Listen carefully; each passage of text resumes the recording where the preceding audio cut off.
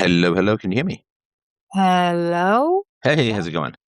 Good. How are you? I'm well, thanks. I'm well, thanks. Good morning. Good morning. Thank you for being on time. I always find it kind of odd when people are like 5 minutes past. Come on, you can do it. Oh, So I'm glad for that. Thank you very much. cheers. Yeah, I'm. I really don't like being late, and I don't like when people are late for me. So, yeah, that's Boy, there's a familiar accent. Nice, nice. Okay, well, do you want to read your submission? Do you want to just tell me what the issues are? How can I best help? yeah. So let me just. I don't know if I wanna. Where is the submission? Oh, I didn't. I don't actually have it ready because I didn't think of reading it. Um, but just one sec. Wait. I have to find it. Da, da, da. Okay. Yeah, I can give it a quick read or just skim through it, and yeah, feel free to stop me, or I suppose whatever way you wish. So as I wrote, I hope this background will be a good starting point. I suppose I was born in Eastern Europe. My parents migrated the around 1990s into the Middle East, and then we've arrived to the country, and a war started. I was pretty young at the time. I was around 5, um, and that was the first of many that I've experienced as I was growing up and living in that place. My childhood wasn't Sorry, the great. first of many what? Wars that I have Wars. Okay, sorry, go ahead. lived through, wars or conflicts. Yeah, all the way through. I suppose the situation was always tense. Up till I left. What the reason I left ended up being because it was just too much uh, And wars. I'm sorry to be annoying. By wars, do you mean Wars. geopolitical wars, like wars in the Uh, country, or do you mean battles in the home? war. Sorry, I just want to make No, sure I no, understand. wars between countries. Okay, got it. Sorry, go ahead. Wars between countries. That's why I left. There were wars at home as well. That's another part of my kind of like existence, I suppose, as an early childhood. I can elaborate on that or continue on with the intro. What do you prefer? It's your story to tell. I'm happy to hear Yeah. however you want to do Okay. it. Okay. So I'm just gonna read through it, and yeah, because then it'll be bouncing in and out, and I'll be then I'll forget what was what. So I suppose as an immigrant, my parents worked a lot. I was in school, and like I arrived. I was in preschool and school. I was bullied on and off from the 3rd grade onwards, with like by various people, different fights because I just wouldn't fold, as they say, and accept the bullying. Um, then, like throughout my Sorry, life, what was the given reason for the bullying?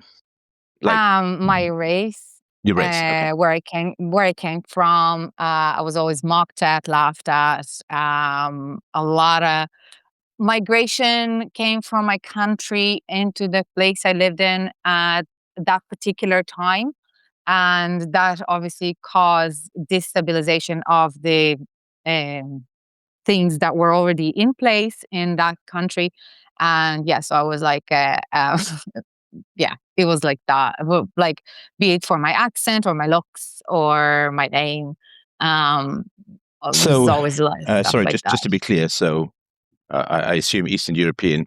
You're white, so it wasn't like some black white thing, but more like an cultural thing or an ethnicity thing. Does that? Ethnicity and culture, yeah, Okay. I would be white with like yeah, yeah, white, brown eyes, brown hair, nothing, you know. But the people that lived in that country would be from maybe North African it would be a concoction of North Africa, Europe, Eastern Europe, stuff like that. So Oh, it's so pretty it's much sometimes it was a black white thing. Is that right? the word, yeah, yeah, you could say like, yeah, it was mostly ethnicity though. It's like the country is like a melting pot of different ethnicities, and it doesn't really work so well in I've practice. heard that. Yeah. Yeah. So yeah, like a lot of bullying, and in particular, it was like a new school. I moved in like third grade, as a new third grader, and that really didn't help. Um, and throughout this, like my parents were working, I don't know, hours on end. So I would be in, like after school, n- this is like my neighbors would watch me, stuff like that. Um, and yeah, then throughout this, I really didn't have a good relationship with my dad. He was always very abusive, screaming, cursing. Physically, I was spanked. Uh, like the worst parts was when I actually couldn't sit after it. Then he passed away around 7 years ago from ALS, which is kind of like a motor neuron disease. Is I that think that's how Lou you Lou Gehrig's disease? Do I have Lou that right? Lou Gehrig's disease. Yeah, Oh, yeah. that's horrible. I'm so sorry. That was like a 4-year nightmare that triggered self-healing for me in a Well, way. sorry. What do you mean? So, when he got sick, it was like at the time I already left the country for like I was away for first 3 years. When I left, I couldn't even think about going back because I just wanted away from literally everything, including my family. I needed like to be away from them. And then the first time I came back, that's when I think he found out, and that's when he told me about it. And I really couldn't figure out what I was like, what is this? And then I started reading about it. They gave him 3 to 5 years, and I think around 3.5 years that was finished. But through this 3.5 years, it was just like a complete disintegration of his body. From a walking person, he turned into a completely paralyzed person from the neck down to the very end, like in the very end.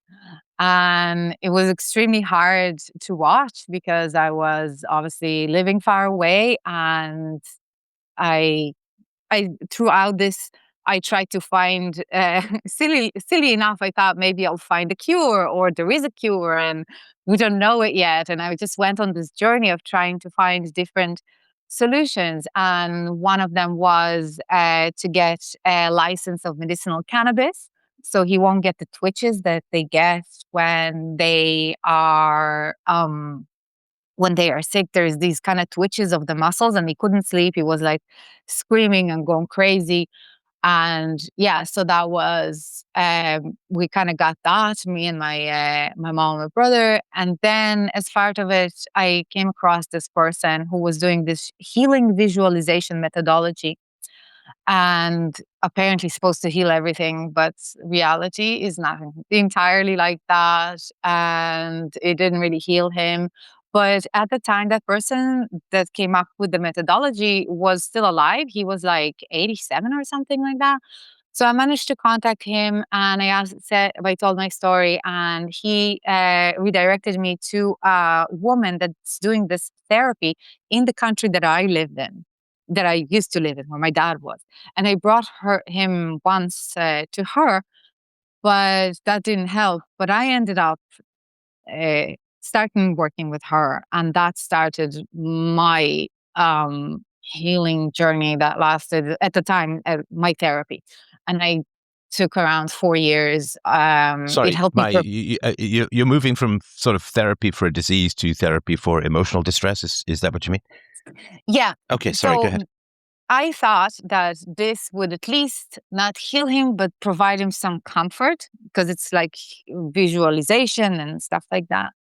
But then that woman was dealing with trauma and other things. And then I just started seeing her because I just needed somebody, to, I don't know. It was tough. Like I felt guilty because I was away all the time. And then on the other hand, I didn't really have a relationship with him for all my life, apart from fighting and stuff like that. So, um, yeah, it was just like it brought up such a mixed bag of things. And at the time, I had a shoulder injury. I was practicing a particular physical sport that allegedly gave me a shoulder injury, but I've gone through MRIs and scans and things, suspected different labrum turns and things like torn or stuff like that, but nothing actually showed up in the scans. And at one particular session that I did it with her, um, it we did it on my shoulder because I told her, look, my shoulder is really sore. I don't know what's going on. I've gone through all this stuff. And she did it on the shoulder.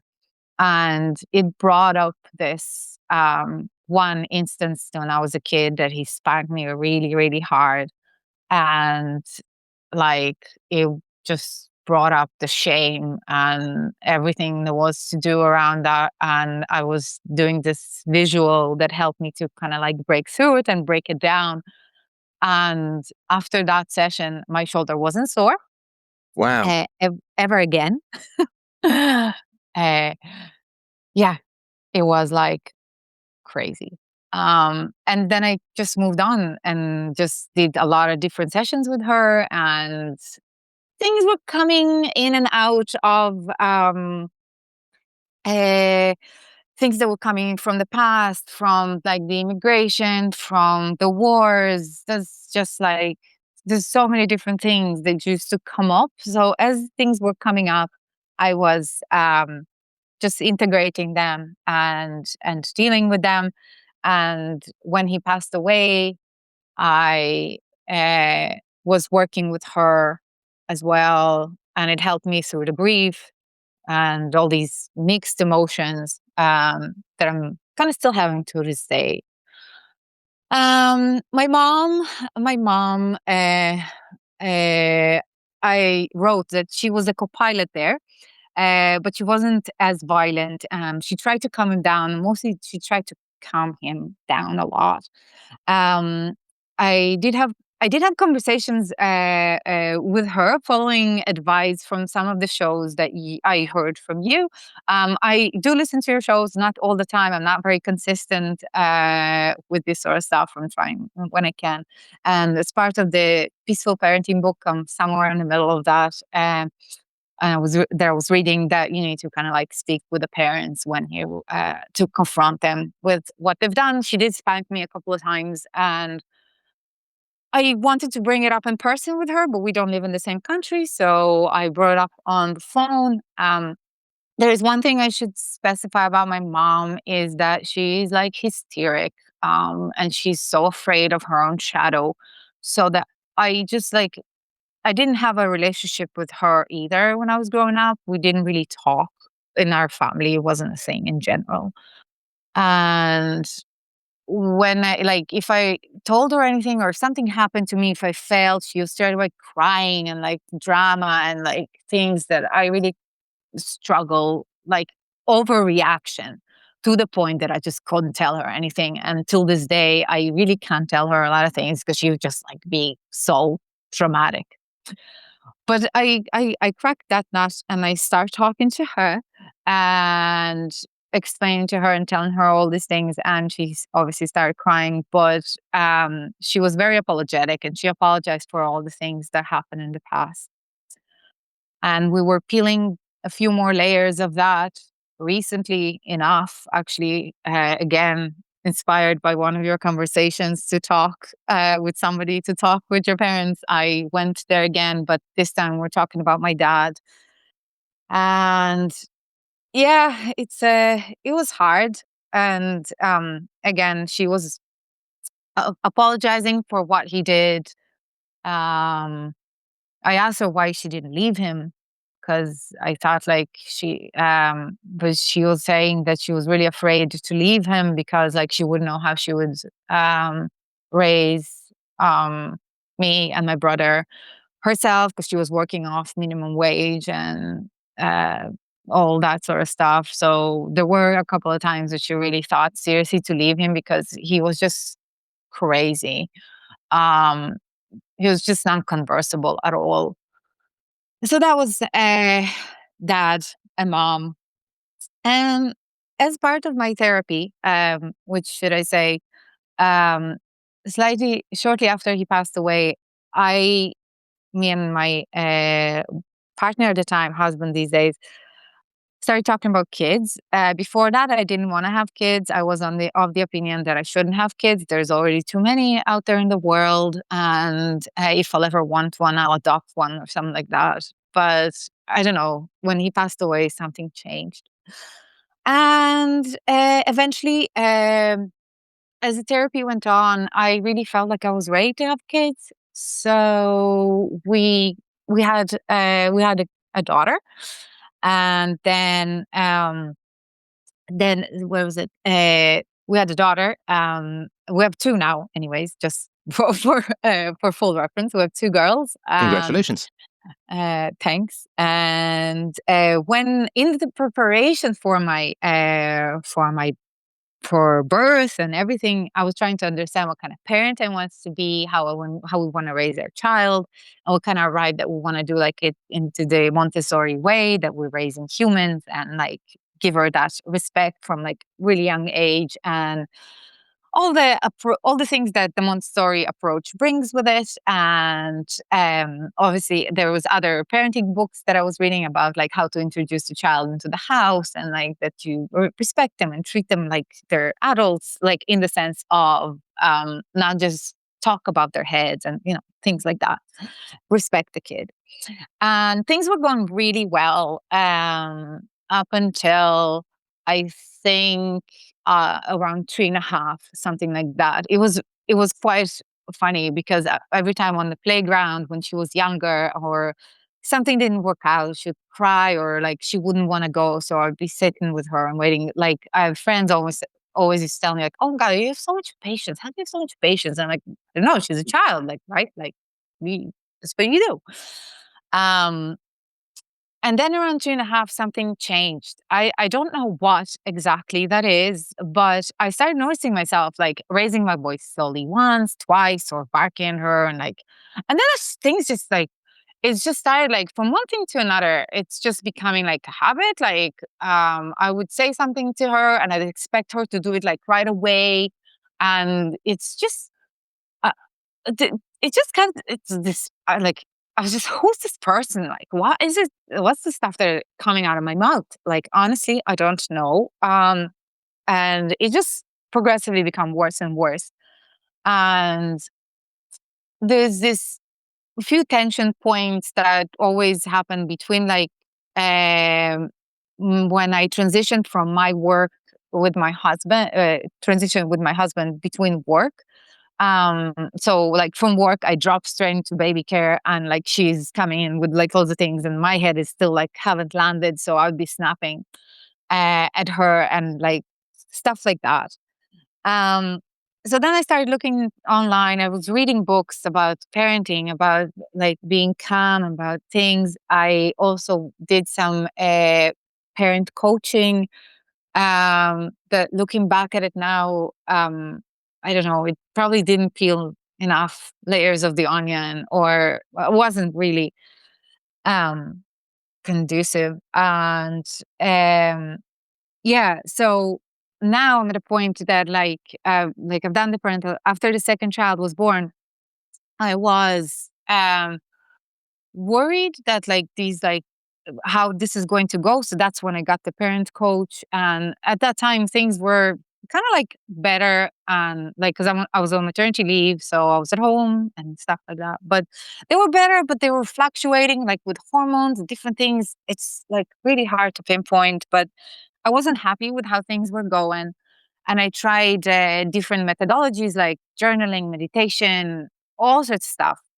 And up until Like recently, again, listening to one of your calls, and you were saying something like, how do you allow yourself to get so angry? Where do you get that? How do you give yourself permission? And that just kind of stuck with me. And I asked that of myself, like, how do I give myself permission? Did I actually give myself permission?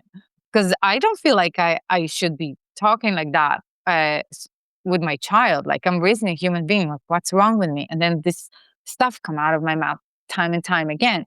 So in the most like recent 2 weeks, I've been provoking that permission for myself, and I started looking into internal family systems and trying to understand the voices that are kind of coming through me. And I have this new routine, which the last maybe week and a half has been so good, and I really am able to identify the triggers. But I'm at the point that I really don't know if this is like a plaster, or is this going to help, or am I going to regress again? And I just really want to figure out whether I need like therapy or coaching, or is it like self-discipline that I'm lacking, or is there more shadow work I need to do? It's kind of like that sort of stuff. And I suppose the other piece with is like with my husband. Like we moved here, we moved to the country we're in now to kind of reduce our cost of living a little bit.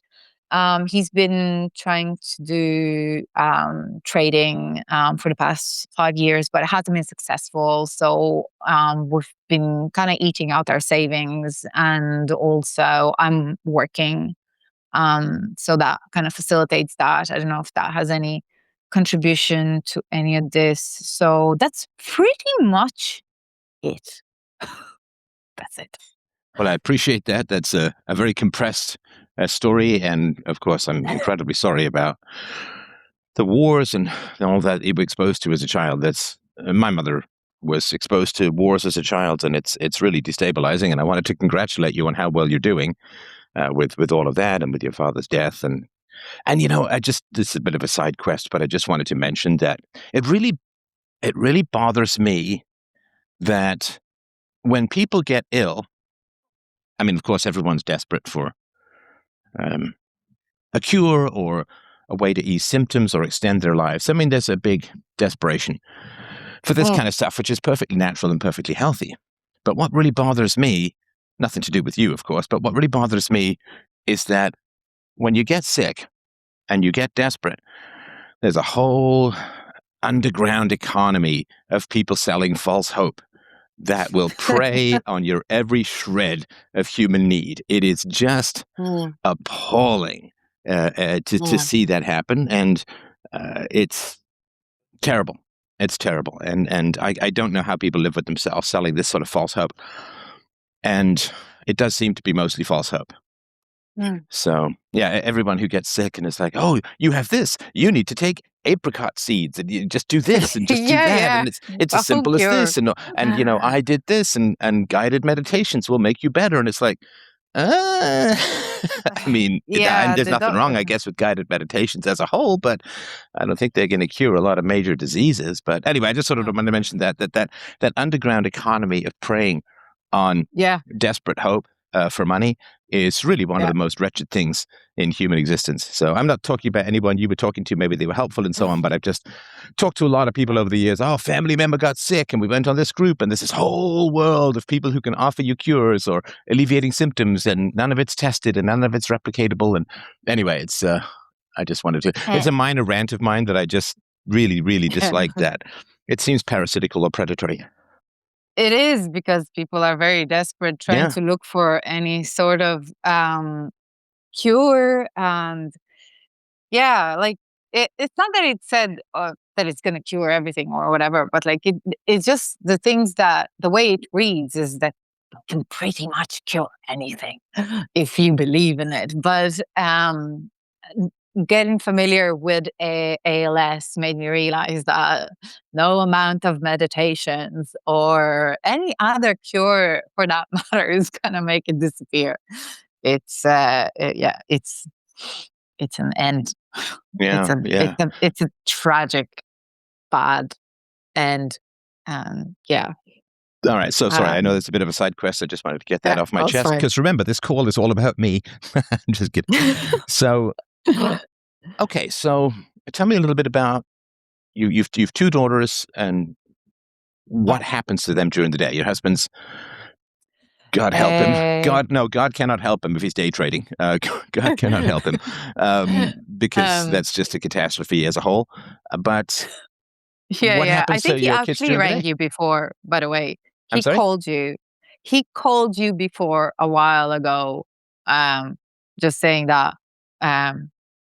So yeah, for advice. Okay. My How long kids, ago? Just roughly. maybe at the start of the year, Okay. Got it. something like that. Yeah, I think at the start of the year, like early months of the year. I can't tell if it's January or February. I really can't. I don't know. No, that's Maybe fine. I was just wondering about that. So yeah, I Yeah. mean, if you talk to me about day trading, my general perspective is that Yeah. it's worse than playing the lottery. But anyway, go ahead. So yeah, girls. The elder one is going to like a preschool type of thing, and she's there. The thing about that place that she's going to is that it's going to provide. She's going to be registered as a homeschooler, and they follow homeschool curriculums, not like conventional education. And the reason for that is, first of all, we don't want them to go through the education system. I have a lot of gripes with the traditional education system, probably not just because of the bullying. The content is just redundant and like the whole time spending on anyway, it's terrible. I mean, yeah, So we don't you want don't that. go to government schools. You just try to survive them. No, exactly. Yeah, it's like being thrown to the lions. Then can you make it? Right. Something like that. Right. And And it's funny because yeah. there's this famous book, Lord of the Flies, about the kids on the island, and it's like, do you know, without adult supervision, kids turn feral. It's like, have you ever been to a playground in a government school? It is with this terrible adult quote supervision that kids turn the most feral. But anyway, that's Oh. so how. That's just the eldest. When did she start So going, and yeah. how many hours a day is she there? So she started going at the first. This is the second place she's going to. At the first one, she was like in a forest school, and she was going there for like half days, and she would go for 4 half days, and then we would And sorry, collect her. what But age was she when she started going? she started around 4. We didn't want to really put her in, like, our arrangement was like this. He's with her in the morning, I'm with her in the afternoon, because he would be doing that thing, like the trading thing. It's because it's in the base of the States. So the hours work.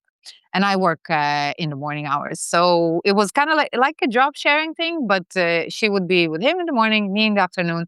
And when she was kind of like a young toddler, we would always have like activities prepared for her. I would be doing arts and crafts with her in the afternoon. He would be doing shelf work with her in the morning, and that was kind of like I'm fine. sorry, what? And Shelf work? like Montessori shelf. And so we would have like a shelf and different activities on the shelf that they would take together and Ah, okay. play and stuff like that. Okay. And then around kind of like closer to 4, 3.5, she really kind of became really much sociable and wanted more social interaction. And we thought, well, maybe we started doing like play groups, and then we thought, well, let's do this forest school. Started that, and then we moved to this new area where for this specific school, because right now we don't know how to organize ourselves around homeschooling because of this kind of half and half day arrangement. And also because the second one came, and we're like, well, how are we going to manage like a 1-year-old and a 5-year-old, the whole logistics of that, so that the 5-year-old is progressing but the 1-year-old is not interrupting, because even like in regular play we still find it hard to manage to do like a structured activity. So she's now going there, and the advantage is the homeschool registration is that when we want to move into a fully homeschool curriculum, which is my ideal desire that I don't know if it will happen or not, at least she's not going to be in the government system. Because here, if you go on the government records, it's really hard to get out of them. They would do pretty much anything and everything. So it will, like, Yeah, bureaucratically. they're paid by the So, kids, so they don't want to lose the funding, right? Yeah. yeah. So, and once it's like you get another subject to indoctrinate, something like that. So they don't want to let them go easily. Right. So that's the arrangement right now. She's going 4 days a week, and she's there from about 9 to 3 or 4. It depends on the second one's nap. Now she's Oh, her. so it's a full day.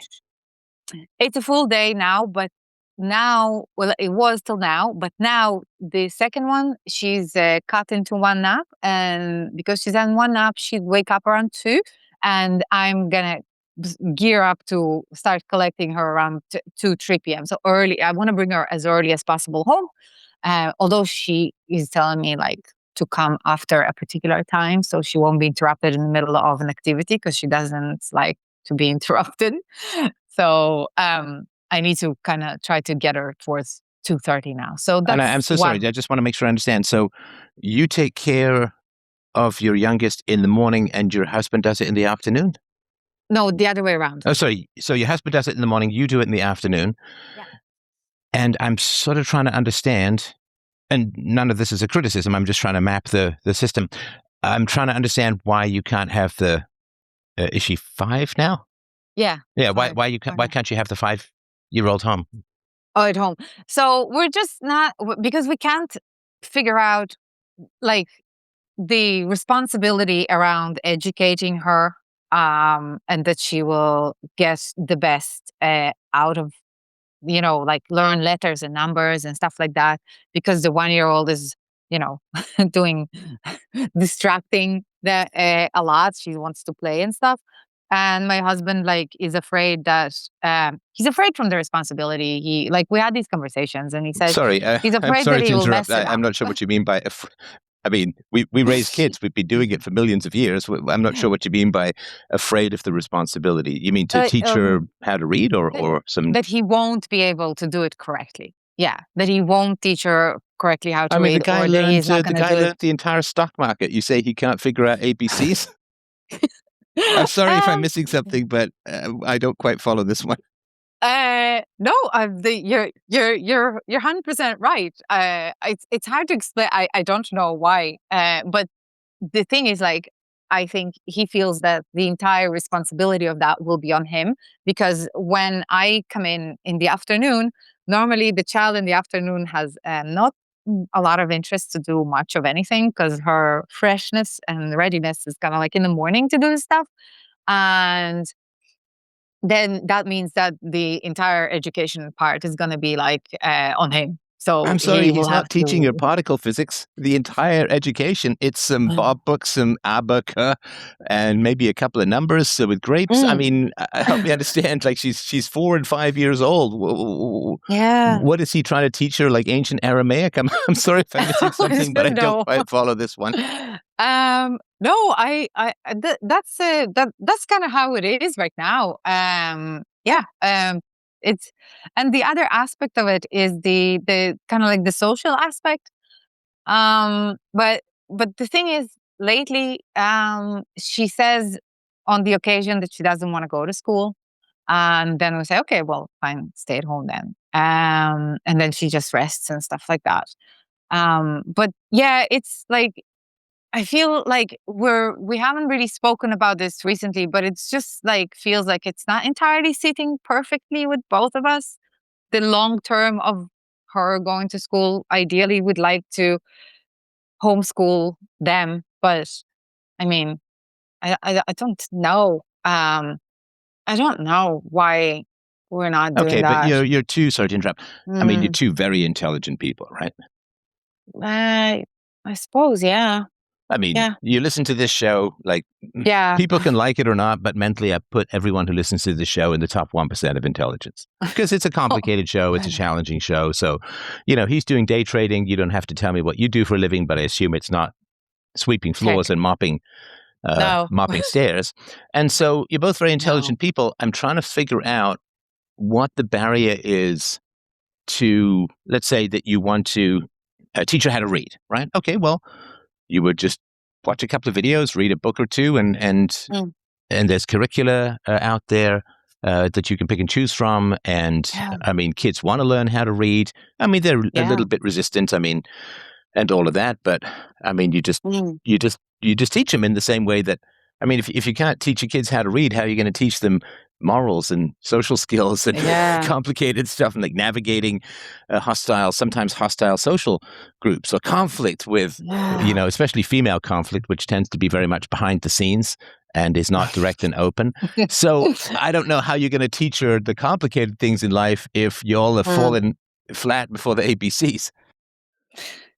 That's a very good point. Yeah, when you put it like that, it yeah, like the way I see it, it's also even if she's gonna be homeschooled, it doesn't mean like she's gonna be stuck with us all the time. We'll be doing projects or maybe get like get her exposed to like a teacher for a particular something, or bring people into the life as needed. But I really when you put it like that, I can't say why we're not doing it apart from Okay, hang on. just like What do this you mean mental by what do you block. mean by stuck with us? Like because then she'll be just with us and she won't get to socialize Okay, with spending time other with parents kids. is socializing. I mean, you're not robots or Yeah, space aliens or sea anemones. I mean, she's literally socializing. Now, with yeah, when it comes to peers, okay, yeah, like I mean, she's going to be able to play with her sister over time. I'm sure that there's kids in the neighborhood and so on, but kids at that age, certainly sort of 4, 5, maybe starting around 6, mm, they really can't play that much with other kids. They don't organize games. They don't set up rules. They don't figure out enforcement strategies, like all the stuff that happens when you have free play with other kids. I mean, there's parallel mm, play. You can both mm, build a little block house in the same environment somewhat, but I mean, there's conflict over who gets to play with what. But there's mm, not really a lot of, and maybe she's unusual or different in this way, but in general, there's not a whole lot of back and forth interactive play in sort of mm. 3 and 4 and 5. I mean, it's beginning around sort of Yeah, later 5, but she may want to be around other kids. I sort of understand that, but yeah, I mean, I used to take my daughter to the library. There would be these sort of gatherings and so on. And I mean, mm, when she was younger, she would be there at the big box of blocks with other kids, and but they weren't like, okay, you build over here and I'll build over here and we'll meet in the middle. Like there was no coordination because oh, they're small, and so they don't really yeah, do that. So if she was like, I mean, obviously, when she gets into her teen years, she's going to be, yeah, she's really going to need to socialize and all of that. And I know before that, I'm not saying don't, but I don't quite get she's stuck with us. She's mm, not socializing because there's not a lot of socializing going on at that age. yeah, Again, yeah. unless she's unusual and very advanced in this way, No. but even then, she's going to have a tough time because the other kids wouldn't be. Yeah, like she plays with the more older kids, the kind of like 7-year-olds. It's a combined group. It's not like they're not segregated by age. Then she has a friend that's like a year younger than her, and like she tells me the stuff that they do, which is like just shouting at each other and laughing and giggling all day, and it's really cute to see them play together. But I really don't. I personally don't know. It's like they could make up words all day and stuff like that, and they enjoy that. Right, But but I'm because it's trying to understand conducive. when you say she'd be stuck with us and not Mm, socializing, I think that's downgrading your contributions as a parent, isn't it? I mean, would you say to your husband, well, probably, yeah. he really wants to be out there dating, but he's stuck with me? That would be kind of negative. Like, well, my kid really wants Mm, to be with everyone else, but they're stuck with us as parents. mm. I think that's a view that I'm trying to sort of follow and understand what you mean by stuck. What I mean, like it's more. No, I mean like that she would just be like all day with us and like not get diversity of people around her, because we're here on our own. We don't have grandparents, we don't have aunts and uncles, we don't have anybody. It's just me, my husband, and the kids, and we don't even have a nanny at this point. Nobody. A um nanny. I mean, you're not yeah. outnumbered, for heaven's sakes. uh You're not no, outnumbered. like, There's two of them and two of you. yeah, yeah. I mean, like, sometimes, if you wanna do anything at all, it's the we don't go out together, obviously, me and my husband, we only, like, hang out, after they go to sleep, if and the little one these days wakes up, like, 5 times after she goes to sleep, so it's just like a world of fraction conversations kind of phase, but they obviously Yeah, get I out mean, of that that's the phase as age for well. sure, yeah. Yeah, um, But you're but still I not just answering me with what you mean. yeah. Sorry to be annoying. I don't know. You're still not answering me. Answer the question. You're still not Yeah. answering the question of what does Uh, it mean that she's stuck with you? so she like, yeah, that are just like maybe just not enough for her. Like that she needs more diversity in, like, that she's not gonna be sociable enough or not gonna have enough yeah, socialization, diversity, exposure. Not that I can say that my exposure at that age was great, right? I got a lot of exposure for to everyone but my parents. Um, so Okay, let me yeah, back up a little for the timeline. So, how old was she when she first began doing the oldest, when she first began doing the half days? um, three, almost four, Almost four. like a Okay. little bit before four. And you're saying that she wanted to do that. Yeah, And so like she she was said, I want to go to excited about daycare it. or something like No, that. no, she didn't say that. No, I know. I Obviously, mean, but oh, something like um, that. She indicated that she wanted to go. yeah, she just constantly wanted to play and like with kids and like, oh mommy, I want to meet with this, I want to see kids, I want to go playground see kids. So kids. So we kind of thought like she Okay, so was hang on. more So sorry to ready. interrupt. So, and I'm not. This is not a criticism. I'm just That's curious. fine. Why did she want to go elsewhere for her fun? I don't know, maybe because mommy wasn't very fun. I'm just asking. I don't know. I don't know. I mean, Well, but go ahead. Sorry. if I stitch the timeline together, it's around that time where I started treating her badly. Ah, Um, right? So like, yeah, I think maybe she become more looking outwardly sociable because mommy wasn't a great companion anymore. okay. So Um, tell me a little bit about. I remember you saying it was around 2.5. no, 3.5 when No, it no, I'm so started. sorry. I was being completely unclear there. I think you were Oh, saying, if I remember rightly, that it was around 2.5 that you began feeling more impatient with her. no, Oh, 3.5. 3.5. Three My, and I'm a so half. sorry. I Yeah. thought I got Yeah, that that wrong. was fine. So around three Yeah. and a half, you started feeling more impatient with her, and did that kind of coincide with her wanting to be with other kids? Well, I think so. Like it's possibly like, I mean, it's also could be a natural developmental thing, but if not, then it's probably because how I was treating and like how I was with her. It was more fun to be with other kids on the playground. Well, hang on.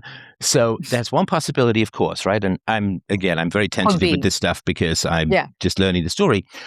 Yeah. One of the possibilities would be that you are nicer to her in public. That's also could be. Yeah. I mean, Well, I'm yeah. sure you were. I mean, if you're snappy Yeah. with I her at was. home, you're not going Yeah. to be snappy with her in some social gathering, right? No. Well, And sorry, go ahead. on the occasion, like, I was, yeah, but not No, no, but you by would be and less. large. Sorry, yeah, you would be less Yes, snappy bless. with Yes, her in, like, if you're over at some other kid's house and chatting with the mom, you're probably not going to be as snappy or maybe harsh with your daughter in a social setting. yes. Right. So it's not so much that she was, it's possible, it's not so much that she was hungry for that kind of social stuff. It could be that she was instinctively drawn towards a situation where there was less criticism or conflict or harshness, if that makes sense. Yeah, Like Yeah, if there's other makes kids sense. around, mommy's nicer and my day is better. And so it's not so much that she wants to socialize, it's that she wants to be in an environment where you're more consistently positive, if that makes sense. Yeah. Yeah, yeah. That Okay. makes very, very good sense. Right. So then Yeah. we have to figure out, and so sorry for these blunt questions. You don't have to answer anything naturally. I mean, you know that, but um, how do you feel about your husband's contribution to and that's not a leading question, maybe he's wonderful, but how do you feel about your husband's contributions to the parenting? I think first of all, he's much more calmer than me. Um, so I'm really happy about that. He's really good with them, like when he's with them, and especially with the oldest one. He has like this really good relationship with her. He listens to her, he plays with her. He's like, he's amazing with them. I mean, yeah, with both of them. The baby as the baby toddler, she like, but with the eldest one, like, yeah, I think he's just cultivating his beautiful relationship. He does also get angry, but a lot less than me, like super rare. I admire him for that. Do you guys have, it's sort of typical, though, of course, it's not everywhere, that he's the fun and you are the rules somewhat? Uh, well, it's probably, yeah, kind of. Something like that. I don't feel like I'm a lot of fun, if I'll be honest. Yeah, I'm trying to sort of parse out the stuck with us kind of thing. Yeah. Okay, so what are the games that your eldest was getting into? Were they sort of imagination games? We're both ponies and or whatever it is, right? Oh, Um, whatever, like whatever she wants him to be, he will be. okay, and how did Yeah. you feel with that kind of creative play? I look at it and I think it's great. Like, and I also try to collaborate, but I just don't think I'm doing it. I'm not as fun. Like, I really feel like I'm not as fun. Um, That's more of a judgment than a feeling. Sorry to be technical. or So, yeah, but how do you okay. feel when your daughter says, we're both ponies, or we're both cats, or we're both baby dragons, or whatever she wants to do in I'm that kind of sense? like, How do yes, you feel and about that? I'm just like, yeah, sure, we are. And then she says things, and I say whatever she wants. But yeah, I feel like it's almost in my way, Yes, those aren't in a sad feelings. way. Come on, you're Yeah, self-aware. How do you yeah. feel when she invites you into this kind of creative play? Um, uh, I feel rigid, and I feel like, uh oh, Yeah, you stuck feel rigid, you inside. feel tense, and it's Intense, it's yeah, alarming, right? That there's yeah. danger in that arena, if that makes sense. Uh, yeah, internally, yeah, it's kind of like, oh, oops, I need to do this now. Right, and I'm sure that, and again, correct me if I go astray, but I'm sure it's something like I'll do it, but I'll do it in a kind of wooden fashion, and I feel very self-conscious, and it's hard to throw myself into the play in a wholehearted way. Yeah, yeah, yeah, Right. yeah, Okay. definitely not wholeheartedly. So why why is it so hard for you to be a baby pony? No, I'm just kidding. Why do you think there's the stress around that kind of creative play? Oh, I don't know. I would, well, I didn't do that probably as a child. Um, Well, you I tried. definitely, Old well, children, old children tried. try. Okay. So I what happened? tried. Um, uh, the only play I remember would have been kind of later years, maybe like 8 or 9. We used to play with Barbies, me and my neighbor. Um, Never really created like this kind of imaginary play. I really, not where I come from, they don't, they didn't encourage that, and my mom probably didn't play with me like that sort of stuff. Okay. So do you remember? Well, I guess you don't really remember because you were too young, but Yeah, your mother's sort just of yeah, woodenness or self-consciousness about this kind of stuff, like it's silly, it's kid stuff, it's not important, it's not relevant, it's immature, it's no, like it's whatever, right? People have a yeah. very tough time being playful.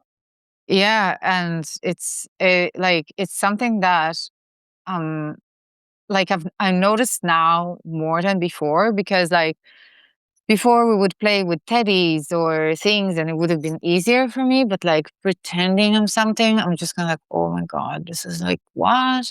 And it's such a shame for me that it's like I'm stuck in this thing of being me and serious. And I think seriousness is probably a really big part of this. Like when things started to turn, I like everything feels all the time super serious. Sure. If I'm asking her to do something and she doesn't do it, I feel like my world is crumbling apart. And it's just like lately, because I've been thinking about my dad. Um, and I remember, and when I was talking with my mom and she brought it up, she said, like, if the shoes were left beside the door, like he would scream and roar at us and threaten to throw them out the window and things like that. And like now I remember I have these memories as a child. It's like I was like myself in a little army unit of one, and like if he comes home, you have to say hello. He sits down at the table. You can't talk to him because he's angry, so he needs to eat quietly. You shut up. Then it's like TV time. Get out of here. And then when you grow up, here's your TV. Go into your room. And then it's just like um, becoming an adult. So yeah, maybe that's why I struggle to play and everything feels serious. Sure. Like, yeah. Okay, so let's look a little bit at the relationship between danger and playfulness. Okay. So the image that comes to my mind is if you think about sort of lion cubs in Africa or wherever, they roll over each other, they play, and they pretend to stalk, and they play fight with their parents, and they're quite full of play. And why do you think that has evolved within them and they're comfortable doing that?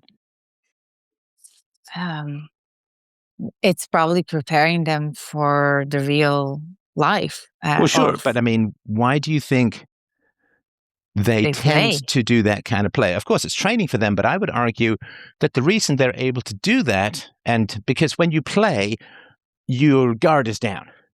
Yeah. So the reason they're able to do that is they're apex predators, and they're being guarded by, mommy and daddy lion, who aren't going to let anyone, anything mess with their cubs.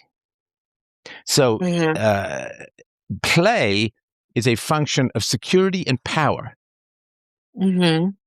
And if you are not at the top, but are at the bottom, play is negative. Play is to be discouraged. So, the lion cubs can pretend to stalk grasshoppers and butterflies or whatever it is that they're doing. They can roam around a little bit because the watchful eye of the parents, no one's going to mess with them and so on. And anyone that tries to mess with the lion cubs are going to have a lion's teeth and claws around their jugular pretty quickly.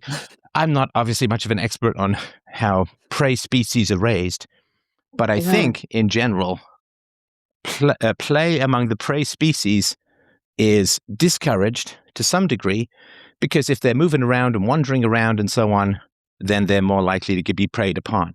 And there's not much that the adults can do to protect their offspring from play. I know this sounds like a bit of a stretched analogy, but the reason I'm sort of pointing it out is that when you go through war, you are a prey.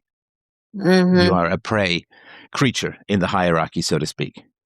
And so play is a function of security and status, or security and hierarchy.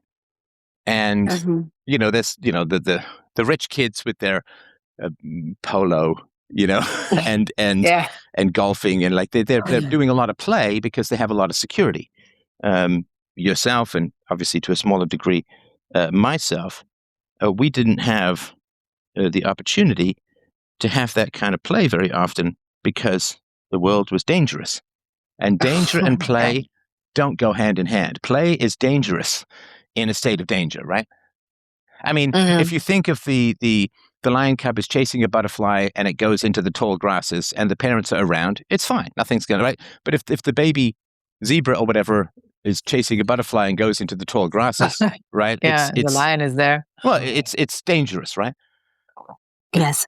So growing up in war, I think, gives you the idea that spontaneous, happy, run around, carefree play is dangerous, and it is. You have to stay close. There's danger around. And you also have to not make a lot of noise. Oh, yeah.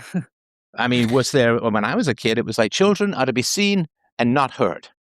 Yeah, And quiet. anyone who gets too loud, any kid who gets too loud is, like you either get the, pipe down, we're trying to have a conversation over here, or pipe down, I can't hear myself think, and the mom is like pressing her fingers to her forehead. That's so loud, and there is stress around children's noise because prey species have to be quiet and stay close and not play around. Wow. That's interesting. I never thought about it that way, or never. It's, yeah. So it goes against the grain of severe caution that was instilled upon you. And yeah, I'm not disagreeing with that. I mean, to have those instincts in a state of danger is profoundly human. Yeah. But if you move from a state of danger to a state of safety because you want to raise your children without the danger stresses that you had as a little kid, but that's really stressful because you are trying to move from a prey species to not a predator species, but from a powerless to a powerful, from an in danger to a secure mindset. Yeah, go play. Like the peasant doesn't want his children playing all over often because there's dangers or whatever. But the king, if he's got the whole front lawn, the kids can go play there, whatever. There's people watching over them. They're perfectly safe and so on, right?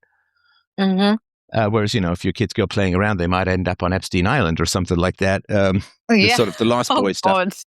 So, it's so true. I wonder.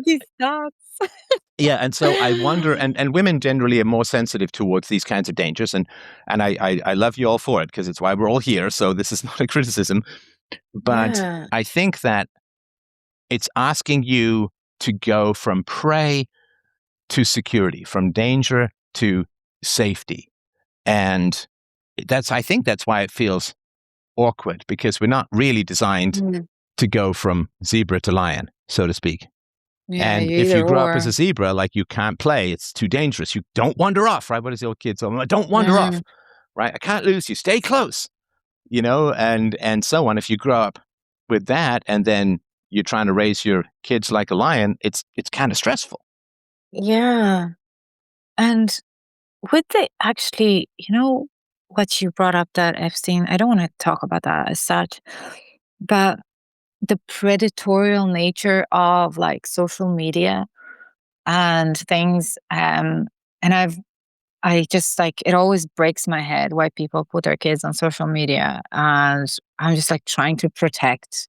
I just want to make sure that my children do not have any digital footprint until the age where they can decide for themselves. Sure. But also partially because somewhere in the back of my mind, I think like the wrong person can see that photo and can see that child, and they can try to track that child, and they will come and find that child if they want to. And I don't know if that's like being overly paranoid of no, you shouldn't zebra make, nature. you shouldn't make decisions for your children. Or, you shouldn't make decisions for your children about how much of their life gets put on social media when they can't understand the dangers and so on. And also, I wanted to point out that when you came to the country that you're in, or when you were going to school there with the sort of multicultural polyglot stuff, you were preyed upon as well, because you were teased and bullied and excluded and harmed because of your ethnicity, your accent, your language, and so on. And that went on for years, if I remember rightly. Yeah. Right. Yeah, on and off all the time. When you were a kid, were you around, or did you see any other really playful kids? Well, we used to play as kids, but I mean, it would be like ball, soccer, things like that. Yeah, so games of skill with an object, not necessarily imaginative games. Oh yeah. No, yeah. Imaginative game? No. It was only be like skill related games like table tennis, dancing, ballroom dancing, swimming, stuff like that. Like Right. So all of that stuff is preparation for a life of danger. Team sports is a rehearsal for war, and so on. And so your play as a child was a preparation for war or conflict or danger, trying to forge common bonds for a physical goal, which starts off with soccer and then ends up in war a lot of times, or some sort of combat. And so the imaginative play is a different thing, though, because imaginative play is for creativity. It is not for combat. Now, do the slaves in society, are they given a lot of encouragement to be creative? um no, but I should say I draw, and when I was a young kid, it was one of my favorite things. And I Mm-hmm. used to draw really well, and then I did arts, and part of what I do today, well, it's Yes, very but remote, sorry to but interrupt. And the that's start of my career was related to drawing. no, and that's But great. But that's not creative play with others. no, no, That's no, not it's we're not creative dragons. play, but That's like I'll draw a dragon, and that's fine. And there's value. Of yeah. course, there's value in that, and I think it's great. But that creative play is a Yeah. uniquely vulnerable and generative, passing into imagination, and it is in a way losing touch with immediate reality, right? Yeah. And is it good for prey species to daydream? No, No, I mean I'm sure no. you, with your older daughter in particular, has she gone through the bird feeding, squirrel feeding thing? What? What Well, is that? so a lot of kids, and maybe a little bit more girls, not everyone, if they see a bird, they want to feed the bird or the squirrel, or you know, is that bird It's not. wounded? Can I take care of it? It's a lot of sort of livestock domestication instincts that come from. Um, oh, she was no words, but we had a cat that used to come around the house, and like she used to be ecstatic about Right, it. right, Yes, right, and even to today, like cats and dogs and all these things. Yeah. right. So if you are, when she gets to that phase, I'm sure that she will, where she wants to feed birds, or she wants to feed Oh something yeah, to a yeah. wild squirrel or something like that, then the squirrel is and the birds are very cautious, right? They'll hop closer, they'll go back, they want the whatever it is that you're a peanut or something, but they're also afraid that you're going to snatch them and so on. So there's a lot of caution. So prey species don't daydream, because Mm. daydreaming is dangerous. And if you've ever been, I remember after COVID, I know it sounds a bit after COVID, after the Oh, peak of COVID, we went to a little hotel in northern Ontario, and because they had been shut for a year or two, nature had reclaimed a lot of it, and there were some deer around, because mhm. when the hotel was busy, the deer wouldn't be there. And I have a lovely memory of my daughter playing sort of a little bit of "Come Here, Go Away" with a baby deer. But deer are always alert. Yeah. They're always alert, and they're always sniffing the air. They're always watching. Their ears are twitching for sounds of movement. Prey species cannot daydream. Mm.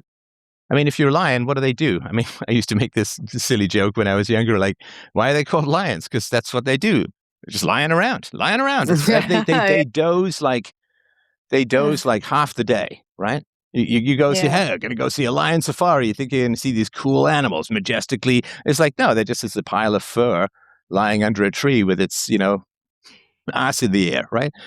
Yeah. So lions and other predator species like crocodiles are mostly still, and whatever. I'm not saying that crocodiles daydream or anything like that. I don't think reptiles can. But, and I'm sorry for, again, the Mhm. extended analogy, but I think it's helpful in Yeah. that prey species can't daydream. You have to constantly be No. alert, and you cannot Yeah. let your guard down. The Sounds moment you very let your guard familiar. down, sorry, go ahead. It sounds awful familiar.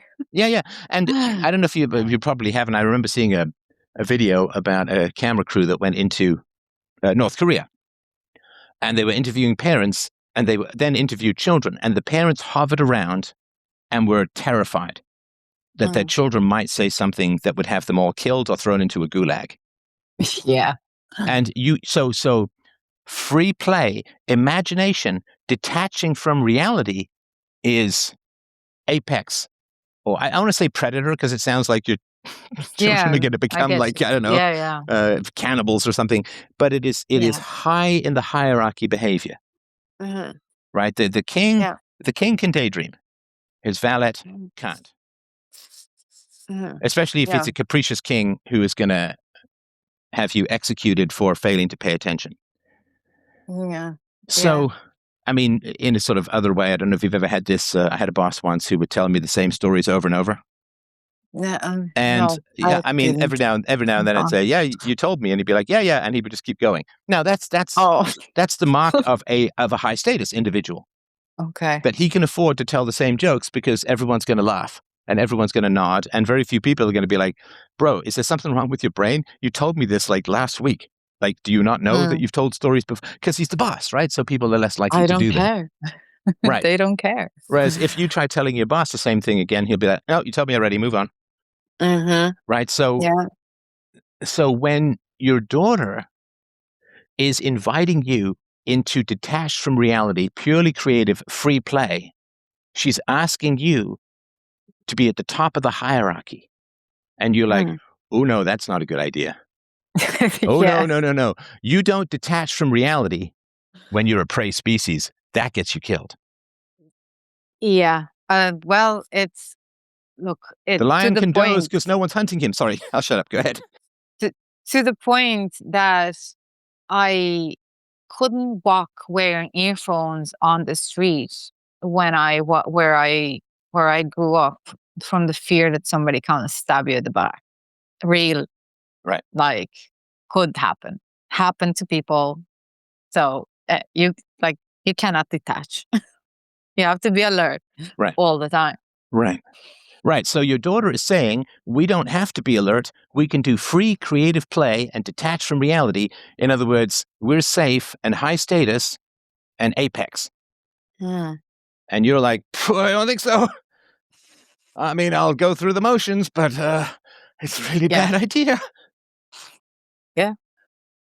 So maybe when your daughter started free creative play, and sort of 3 is about right, maybe part of your anxiety was that, which, and again, I think I understand it. Again, this is one possible hypothesis. We can certainly look at more. But I think that she was, in your mind, a zebra saying, "Let's go play with the lions," and disaster will result. Yeah, probably. Like, yeah. Even it's kind of funny because I never thought about the discomfort that kind of lodged in me when pretend when the word pretend starts. It's the sentence starts with "pretend you're this, let's do that," and like now it's more pretend in around like she doesn't need costumes and stuff like that. For her, pretend you're this, I'm that, and we're off we go. Like it's the dialogue and all that. Right. And there's almost nothing more awkward on this planet or any other than watching people from Eastern Europe try free play. I mean, no, honestly, I mean, it's like watching me do ballet. Actually, don't even imagine that. I feel violated even with the imagery. But no, I mean, it is very tough because you come from a situation and a place of great danger. And it's sort of like if you are a peasant around a king, and the king will execute anyone who says anything negative about the king, right? You can't just have your kids be imaginative and free-flowing and self-expressed, and right? Because if they say, "I think the king is fat," they might wipe out your whole family. Like you've got to be very serious. You can't let the kids adopt a spontaneous free play mindset, which is quite damaging on my end towards her. It's what you need to survive in that environment, but you want something different, right? So peaceful parenting is trying to train your kids to be not prey species, if that makes sense. Yeah. And so I think that my guess would be, and listen, if this doesn't fit with your experience, obviously let me know, because it's just a tentative hypothesis. But I think your daughter invites you into free play. Now, you don't want to do what your parents did, and just say, "Don't be ridiculous. That's just stupid kid stuff. Like, don't do it. Like, let's get back to your ABCs. Yeah, you got to learn the square root, right? And so you don't want to do that. So you're like, okay, well, I guess I'll do it. But she's putting us in danger. It provokes great anxiety for you. Like, again, to take the silly example, the baby zebra saying, let's go explore the deep grasses, mommy. And you're like, okay, I got to go, but I kind of hate you for putting me here. Yeah. Because I can't say no, but I can't say yes either because I'm in danger. And I think that my guess is that her creativity and free play stuff puts you in a state of deep anxiety and like survival danger. And then probably unconsciously, you viewed her as an aggressor, that she is putting you in a situation which you kind of hate. And she's doing it to you, and therefore return aggression is warranted or something like that. But a question. Are you saying that that I'm getting aggressive towards her when she plays, or just my aggression is because I see that she is just be turning into an apex person, Well, no, it's and because I am if I am the kind of like see that it doesn't fit into my world of, like, in my unconscious world of being a, you know, a prey. In well, other it's words. something like that. So if you had a button on your knee that if your kid pushed it, it made you really stressed and anxious and unhappy, Yeah. Yeah. and your kid kept pushing it, you'd get angry. Yeah. Like, stop pushing the button. Mm-hmm. Sorry, that's a bit of an on the nose kind of analogy, pushing my buttons. But And if let's say if you said to your husband, I got a real bruise under my rib here, it's really, really tender and painful, and he kept poking you in that bruise, you'd get angry at him, wouldn't you? yeah. Yeah. And if you couldn't tell him directly for whatever reason, you would take it out in other ways. Mm-hmm. And so if your daughter is like, we're baby dragons, let's do this, let's detach from reality, let's be completely self-expressed and spontaneous, which was a great danger for a prey species, then she's continually hammering at this anxiety button. And at some point, it's just going to feel like, kid, can you stop hammering at this? It's making me feel horrible. And I would imagine it could be that the result is aggression. Yeah. Well, but I don't. Yeah. Well, the play. Yeah, for sure. Like that would be. But then I'd find myself getting angry with her if she doesn't follow my orders, and it's Okay, so like, give me an example of that. like, go, you know, stop messing up with your sister. Sometimes she'd be poking her on purpose, stuff like that, and I'm asking her to stop and she wouldn't, or I'm asking her to put her shoes in the drawer and she would not do it. And sorry, at what Or age? today, these days as well, and stuff like that. Like these days, like not in the last kind of week and a half, of just like letting that go. But even before, like if I'd ask her to do something and like she naturally wouldn't do it because it's kind of her will conflicting, I would get like upset and I would be like raising my voice and stuff like that.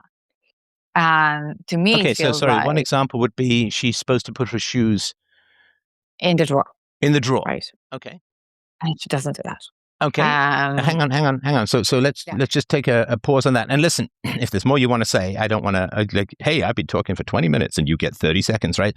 So if there's more that you want to say, but I think it's a very interesting one and it's probably worth unpacking. But if there's more that you wanted to add, I'm certainly happy to hear. There's well, I'll just give you another example. That was in my head that, like, something fell on the ground and I'm like having this, like, I'd be holding the sister and having like five other things and I'm like, hey, can you help and like do this, pick this up? And she's like, oh no, I can't and I won't do it. And I was just kind of like, why? She wouldn't do it. So then that it's like really frustrating. And I historically, like, even like 2 weeks ago that would happen. And I was like, come on, but why don't you do that? Like, we're doing all this stuff for you. I'm asking you just one thing to help me, and like, you won't do it. And I know it's like, she's not doing that on purpose. It's more like her personality. And it's great that she actually doesn't do things on command in theory, but in reality, the commander in my head wants her to do this. Like, Well, no, hang on. So I don't think it's unreasonable to expect your children to help. yeah. Well, yeah. I mean, and children in general, overall, all other things being equal, do want to help their parents. Okay. Right? So if you're doing some particular task, usually kids are like, "What are you doing?" and "Can I help?" and they Mm-hmm. want to, because they're kind of programmed to learn their parents' skills, and the way they do that is by helping their parents with tasks. Mm-hmm. So the question then is, and there's always times we don't feel like doing something. So you Yeah. say your hands are full, you drop something, and you ask her to pick it up. Yeah. And then Those. so give me that invitation again. She says, no, like, tell me how No. that goes again. Like, no, I don't want to. No. Right. Okay. So it could be her personality. What do I know? Right. But I would say the first place to look is, has that behavior been modeled to her in the past by either you or your husband or both?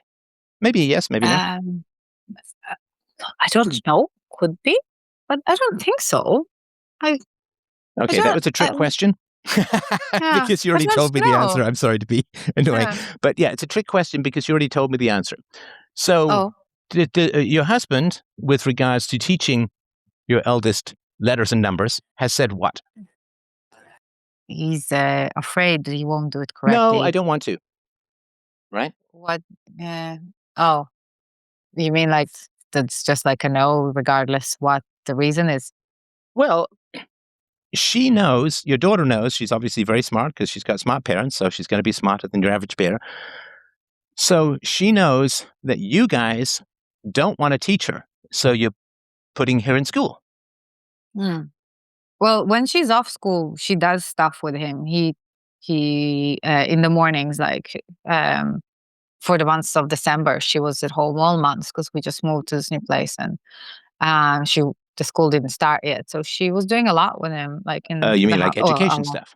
Yeah, education. Like it would be like 20 minutes a day or something like that, but like we had a plan and stuff, and All you right. know. So she knows that you can teach her, but you just choose not to. You choose to give her to, in her view, strangers to be taught. Mm, And so I she didn't. knows that you could teach her, but you just don't want to. Mm, I mean, I didn't think about it this way, like that she would think that or draw those Well, it's a conclusions. modeling, right? I mean, and look, children have their own Modeling, yeah, personalities, of course, right? But the yeah. first place to look with what we consider negative behavior, the first place to look is, has that been modeled to her in her life, in her experience? And again, children can't verbalize Hmm. a lot of this stuff, but they have very deep instincts for mimicry, copying, and so on. And they have a great desire to copy their parents. Hmm. So the question is, has she seen I don't want to modeled in her environment? Hmm. Well, I suppose the school is a good example of that. I can give you another one if It's you like. yeah, yeah, I Day do. trading. Does your What do you mean? husband want to? He's been, what, a half decade at this and has made nothing? Kinda, yeah. Okay, so that's catastrophic, right? It's not ideal. No, it's catastrophic. Okay, I mean, that's tell rough. me if I'm wrong. A half decade and nothing. Yeah, it's 5 years. Yeah, it hasn't yielded yet. No. No, that's catastrophic Mm, because it's not going to change. If you haven't learned how to make money after 5 years of doing something full time, it's not going to mm, change. yeah. I mean, he could have just listened to me maybe and invested in Bitcoin. But anyway, okay. So, We oh, good. did. Okay. So, The does your thing with husband? him, I'm so sorry. Go ahead. uh, the thing with him is that he had success on crypto, and but he just didn't pursue it or didn't feel like confident that he should continue in this kind of type of investing he wanted to do the day trading. So, well, no, that's because crypto is mostly buy and hold. Yeah. And so I help don't me know much more. understand. Well, I won't speak for you. How do you feel about this half decade with no end in sight? I think when so there's two things here.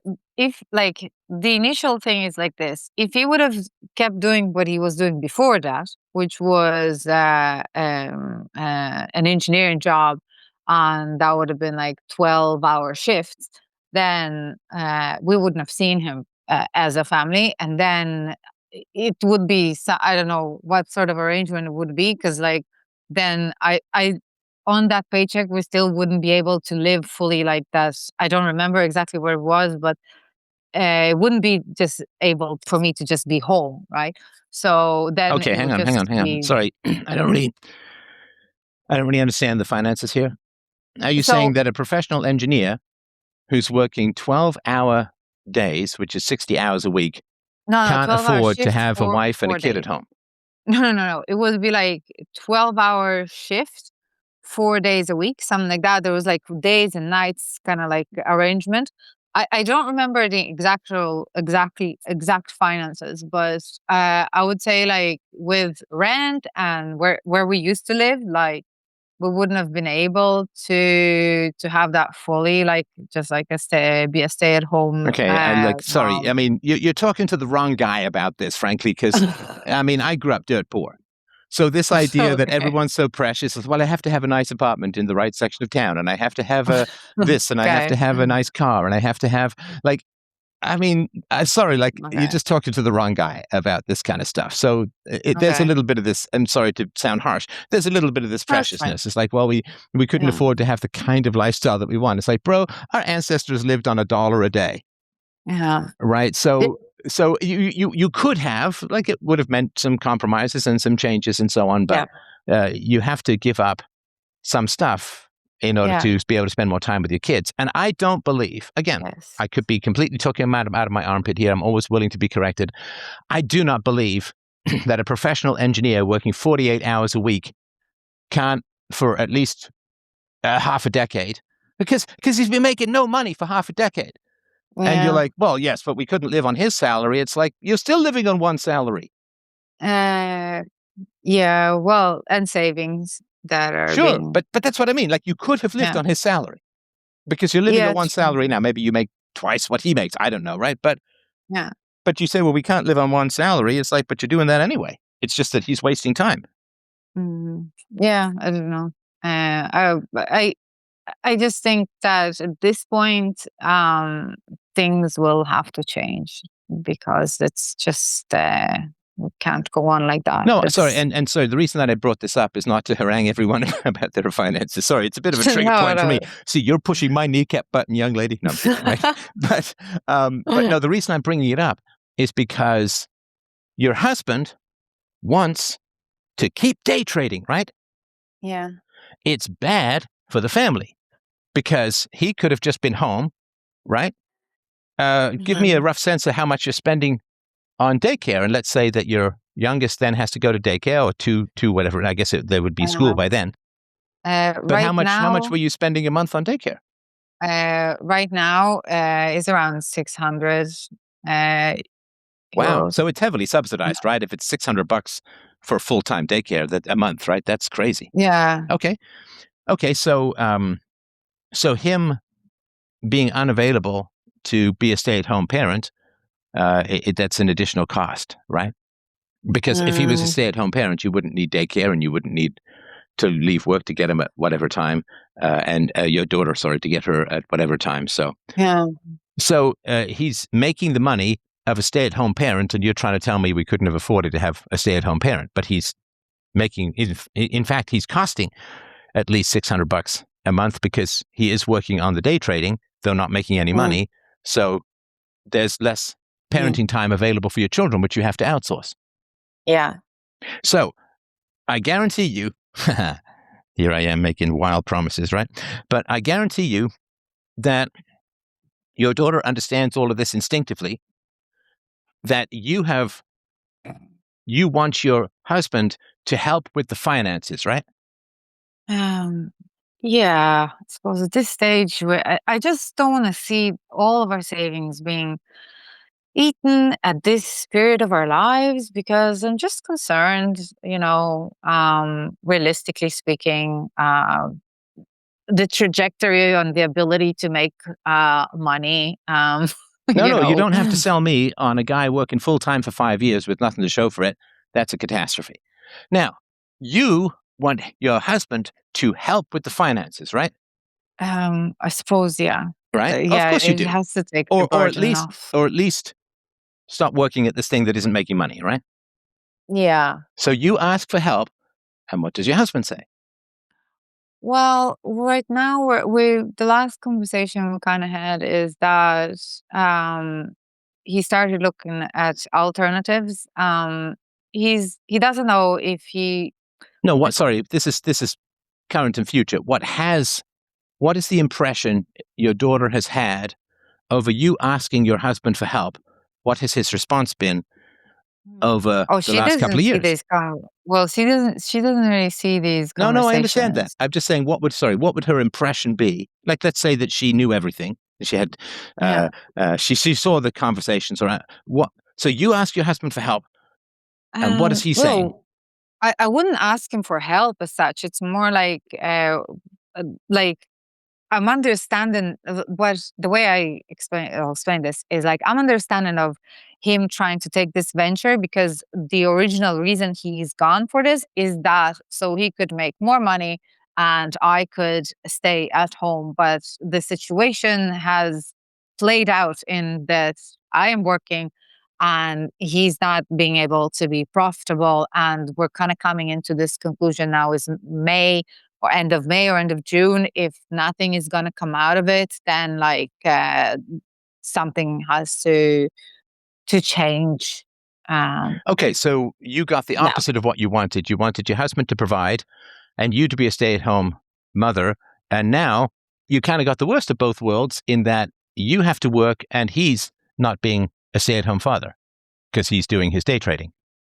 yeah. Like neither of us is a stay-at-home parent, and ideally, I think for if we're doing this sacrifice of like lifestyle or financial sacrifice, ideally one of us would be at home to have the girls Sure. Okay. home. So you Yeah. want your husband to contribute more or to stop day trading to some degree, right? I mean, I know it's each day by day, it's tough to make the big picture decisions. But Yeah. you want your husband to help more in terms of practical, like either be a parent or make some money. But he's not doing Uh, either. I'm not saying he's not being a parent, but he no, works. he's definitely being a parent. Yeah, yeah, but I mean, Yeah. he's not being a full-time parent, so he's not being a stay-at-home dad, but he's also not contributing to income. And this is not any big condemnation of him. It's worth following your dreams and passions, though not off a cliff. But my point is Um, that I imagine that your daughter is instinctively understanding the dynamics, that uh, you ask for help and your husband says, I want to keep day trading.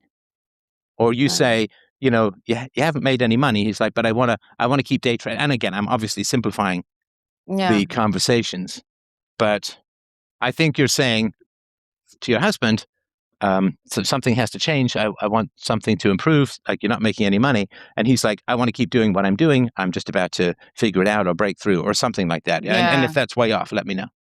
Yeah, it's just there is just a feeling that he's nearly there. He's nearly there. And I think after 3 years, I think I gave it to myself, knowing how things take. I thought, well, 3 years to 4 years, it'll take him time. He'll become profitable. But I think after the fourth year, towards the end of the third year, fourth year, um, it's kind of like, well, are you there? Are you nearly there? Maybe not.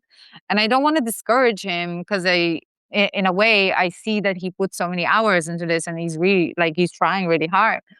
But I just of the opinion, you need to know when to kill things as well. No, Because if and we the don't analogy, of course, is fill that them on time, yeah, when I started doing what I'm doing, I had to have financial goals and projections and so on, right, to get my wife's buy-in.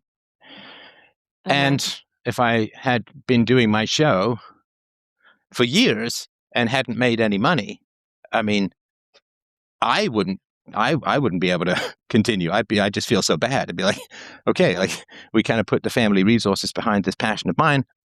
It's been years and years and I haven't made any money. I wouldn't be able to go forward with that. And again, I'm not trying to bag on your husband at all. I'm not trying to be negative towards your husband. I'm trying to help you understand where your daughter's coming from. Because your daughter sees a family dynamic where you say, I need some help, and your husband says, no. And she gets that instinctively. Kids read everything. So you got a whole world to take care of. Kids only look at their household. They only look at their parents fundamentally. That's all they process. And so when you say your hands are full, right? And you say to your daughter, can you help me? And if I understand this correctly, in some ways, she's a little closer and has more fun with her father, right? Did I get that correctly? Yeah. Right. I think so. Okay, so if she's modeling her behavior after her father, then she's going to do what he does. And there's nothing wrong with that. That's, again, natural and healthy. We want our kids to speak the language that we speak and to adopt the cultural norms that we have and all of that. And kids are designed to do that. So if she's a little closer, and I'm not saying in all ways, in some ways, right? My daughter and I, when she was very little, we had a blast, and maybe I was a little bit more fun than my wife. But whenever my daughter was tired, she would go directly to her mom because I was a little overstimulating at times. Exactly right? the same. Yeah. Like So I'm a lot exactly of the fun. same. It's like I need to get away from Dad so I can rest. Mom, help me. Right. So Fade away, Mom. yeah. So my guess is if you're going to look at why your daughter, when you ask for help, says, I don't want to or I'm not going to, I think that she would understand the dynamic between you and your husband, which is to some degree you asking for help with the finances or maybe more with parenting if he's, and him saying no. And so the first place to look is in the environment and say, has this behavior of mommy needs help, no, been modeled anywhere? And I think it's kind of foundational. And look, I'm not saying that your husband doesn't want to help you or isn't contributing and so on. But you have, you say, I want to be supportive. No, not necessarily. You want to be supportive of reality, not of what your partner wants. I mean, if I said to my wife, I want to be a ballet dancer at the age of 59, I want to go to school and be a ballet dancer, should she be supportive? Sorry, could you repeat that question again? If I wake up tomorrow and I say to my wife, I want to go and be a ballet dancer at the age of 59, should she be supportive? I need to be careful with your joints at that age, I'd say. Should she? Come on. Probably should she not. In what way could it be sane at all to be supportive of my desire to go and be a ballet dancer? In what way? Like in what universe could that make sense to be? Like, no, what do you mean probably? No, well, okay, yeah. The way I would see it, if somebody if you want to express yourself and you want to learn dancing and you want to be a ballet dancer, obviously, as a wife, I wouldn't think you become a professional ballet dancer at that age. But if you want to give it a try, you go take a few classes. Like, there's no harm, that kind of way. No, I want to be a ballet dancer. I want it to be my job. Well, in the same way that your husband wants to be a day trader and wants it to be his job. There's an analogy here, right? Okay, yeah. So I wouldn't be supportive of that. I'd say you're too old for this. Yeah, it's not going to work. Right. Now, if I said to my wife, and I guess it's somewhat possible if I said, look, I went to theater school when I was younger. I'm going to go be an actor, right? Okay. So I want to go be an actor. And, I guess you could start getting roles if you were really good or whatever it is, because they need older actors from time to time. Now, if I had been said, I want to quit my job and be an actor. And I spent my days learning lines and monologues and sword fighting and horseback riding and all this other stuff I could put on my acting resume, accents and so on. And let's say that it had been 2 years and I'd never gotten a job as an actor. Should my wife continue to support me? Well, should maybe have a chat and, maybe it's not working out. Yeah, for sure. Like, and you'd have to have some kind of deadline ahead of time. Yeah. Yeah. That deadline piece. Yeah. I think we do. But like, we're at the point where. No, I'm talking about right now is not what has shaped your daughter. Right now, and that's why I sort of keep dragging you back to what has shaped your daughter. Yeah. So what has shaped your daughter is you asking for help. And again, I know I'm boiling it down to its essentials. And again, tell me if it's incorrect.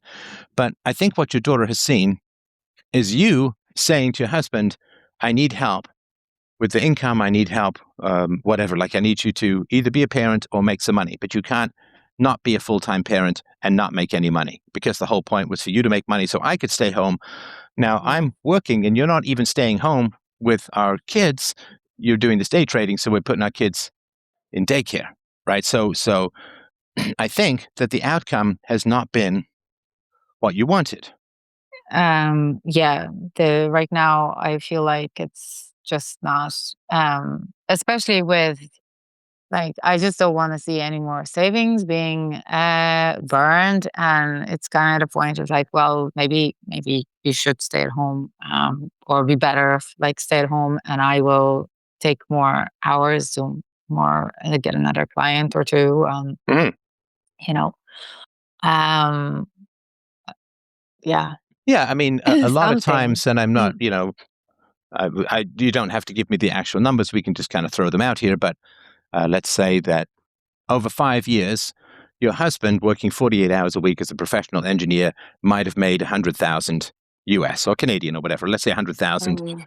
And I'm not saying he would start at 100,000 and make that every year, but maybe he starts at 75 or 80 and ends at 120, 130. But he could probably have averaged 100,000 a year. Over 5 years, of course. I don't have to be a mathematician. That's $500,000. And again, I know that's gross and there's expenses and all that, but that's $500,000 that he could have had. Yeah. And that's money that you've had to make up by going to work and not being home with your daughters. And if you want to look at children in general, are a mirror of our lives when they're young, in particular. They're a mirror of our lives. And so if they have behaviors that we view as negative, we have to look and say, where have they learned that? In the mirror. So how old was she when she said, I'm not going to help you? Oh, like, you've been like, last year should be 4. Yeah, it'd be pretty early. Like, from around 4, she would say no. Okay. No. So she says no to helping you at the age of 4. Now, if we reason that out, she's too young to be making independent moral decisions. Like in the same way that she's too young to invent her own language. Like Tolkien in his books invented all these languages, and somebody came up with Esperanto and stuff, right? So kids are too young to invent their own language. So they are learning language from their environment, right? Yeah. So your daughter is too young to make independent moral decisions about whether she should help you or not. Yeah. She's not evaluating things and being, quote, selfish or anything like that. She is repeating the lessons of her environment at that age. Okay. I mean, at the age of 4, she's not going to speak some gobbledygook and then say, Mommy, I'm inventing my own language. Here's the syntax. Here's the grammar. Here's the punctuation, right? Here's the conjunctive verbs and the adjectives and the adverbs. She wouldn't do it. She's just repeating the language that she has been exposed to, right? At that age. When she's Yeah. older, she could maybe come up with something. So you are emotionally, I think, treating your daughter as an independent moral agent. Like she's coming up with these decisions, she's being selfish, she's deciding not to help, or whatever it is, right? And I wouldn't argue that. Yeah. What I would say is that, let's say that your daughter said some really rude word. Let's just make one up, flibbertigibbet, right? She said flibbertigibbet, and maybe that's just like a really, really appalling phrase. Now, if your daughter at the age of 4 said a rude word, what would you think? Why would you think would she have just decided to say that rude word on her own? No, she'll probably hear it from me. Well, yeah, so she would have heard it from someone, or some other kid would have Yeah. taught her, or something like that, right? Because there's a lot of older kids who take perverse delight in corrupting younger children and getting them in trouble and all that sort of nonsense. But so you wouldn't sit there and say, you have made an independent, fully informed moral decision to say a rude word. You'd say, geez, who taught you that, right? And you'd try and, because she wouldn't understand the word and its consequences. She would simply be repeating what she has heard and seen. In the Yeah. same way, when it comes to helping you, she understands at an instinctual level that her father is not helping you, though your hands are full. And again, I'm not saying he's not being a good parent. I'm not saying he's not being a good husband. I just mean in terms of practical help, and even if you've never said anything, it's in the body language, it's in the level of affection, it's in the frustrated looks, it's in, you can have all of these conversations. I mean, everyone thinks they can have these conflicts behind closed doors and it doesn't affect the children. Of course it does. Yeah. She also might have woken up in the middle of the night and heard you guys arguing or something like that. But you can't hide these things from children. When you have children, you have AI spies listening in your home, and you can't hide anything. And so your daughter, I virtually guarantee, you can't prove it, right? But your daughter has picked up on mommy's frustrated, the daddy isn't helping. She's a little bit closer to her father in some ways. And so she's going to do what her father does. And so when you ask for help, then she's going to do what her father does and say, I don't want to. Which is what her father says about day trading. You say, listen, I don't want to. I don't want to help in this way. I mean, again, not to sort of paint myself in some perfect brush, but I remember when I was first starting this show, I don't have to get into details. I still remember the dollar figure I had to get to every day at the beginning, right? And it was less than $100 a day. And I remember, like, every day I would achieve that, like, yes, or if I didn't, it's like, oh, I gotta, right? And it was all stitched together from a variety of things and so on. But, I mean, I couldn't just say, I'm just going to be doing this forever and ever, even if I don't make any money. And so something's going on, and, we can certainly talk about it with your husband again. If I didn't talk about it with him before, you can talk about it together, or you can talk about it with him. But I would not, if you've modeled as a couple that the father who she loves doesn't have to contribute in practical ways when your hands are full, don't be surprised when your daughter repeats that behavior.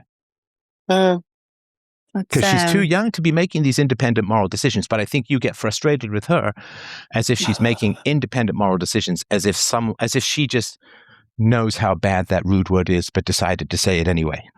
No, she's just copy-pasting at that age. Yeah. That's very interesting. I didn't it's 100% makes sense, because from me consuming child development books, I know that's the case, but it's kind of funny in a way that you don't see that on yourself or on your own situation, or I didn't nobody connect does, the yeah. dots. I wouldn't connect the dots that's frustrations, when he comes out of the room for dinner, if it wasn't a positive day, or a big point of friction would be our transition. And she would have seen that more before she was gone to school, that when Sorry, what do you at mean by 1 your o'clock, transition? the transition from him and me. So like he needs to start at 1 and I need to I'm finishing up at 1 and we transition into the home office. And that transition would be like if I come out like at 1 past, at 5 past or something like that, it'll be like he'd be quite frustrated. And yeah, so it's like here, I and like storms in and I storm out, something like that, because I need to rush. So it has to be like 1 or 100. And yeah, I'd say she would sing that a lot when she was around the tree, from from when she was small, from around 1 when he started till around um 3.5, 4 till she went to school. Like there was a period of time where transitions were like super tight. Like you have to leave there at 100. And not that I want to stay working longer, but it takes a few minutes to kind of wrap up. Sometimes I have a call that would last to like 10 minutes or 5 minutes, and come on, that kind of, he'd be very impatient because it would affect obviously his trading and trying to, learn and do the best that he can do. So yeah, I'd say that I could see where she could have, like, looking back at it, where she could pick things up like that. Yes, yes. Frustration. Um, Now, yeah. are you ready to have your mind truly blown? Hey, sure. I need Let's a go bike with that. helmet, fetal position, get a soft Okay. space to fall on. No, seriously, this is going to blow your mind.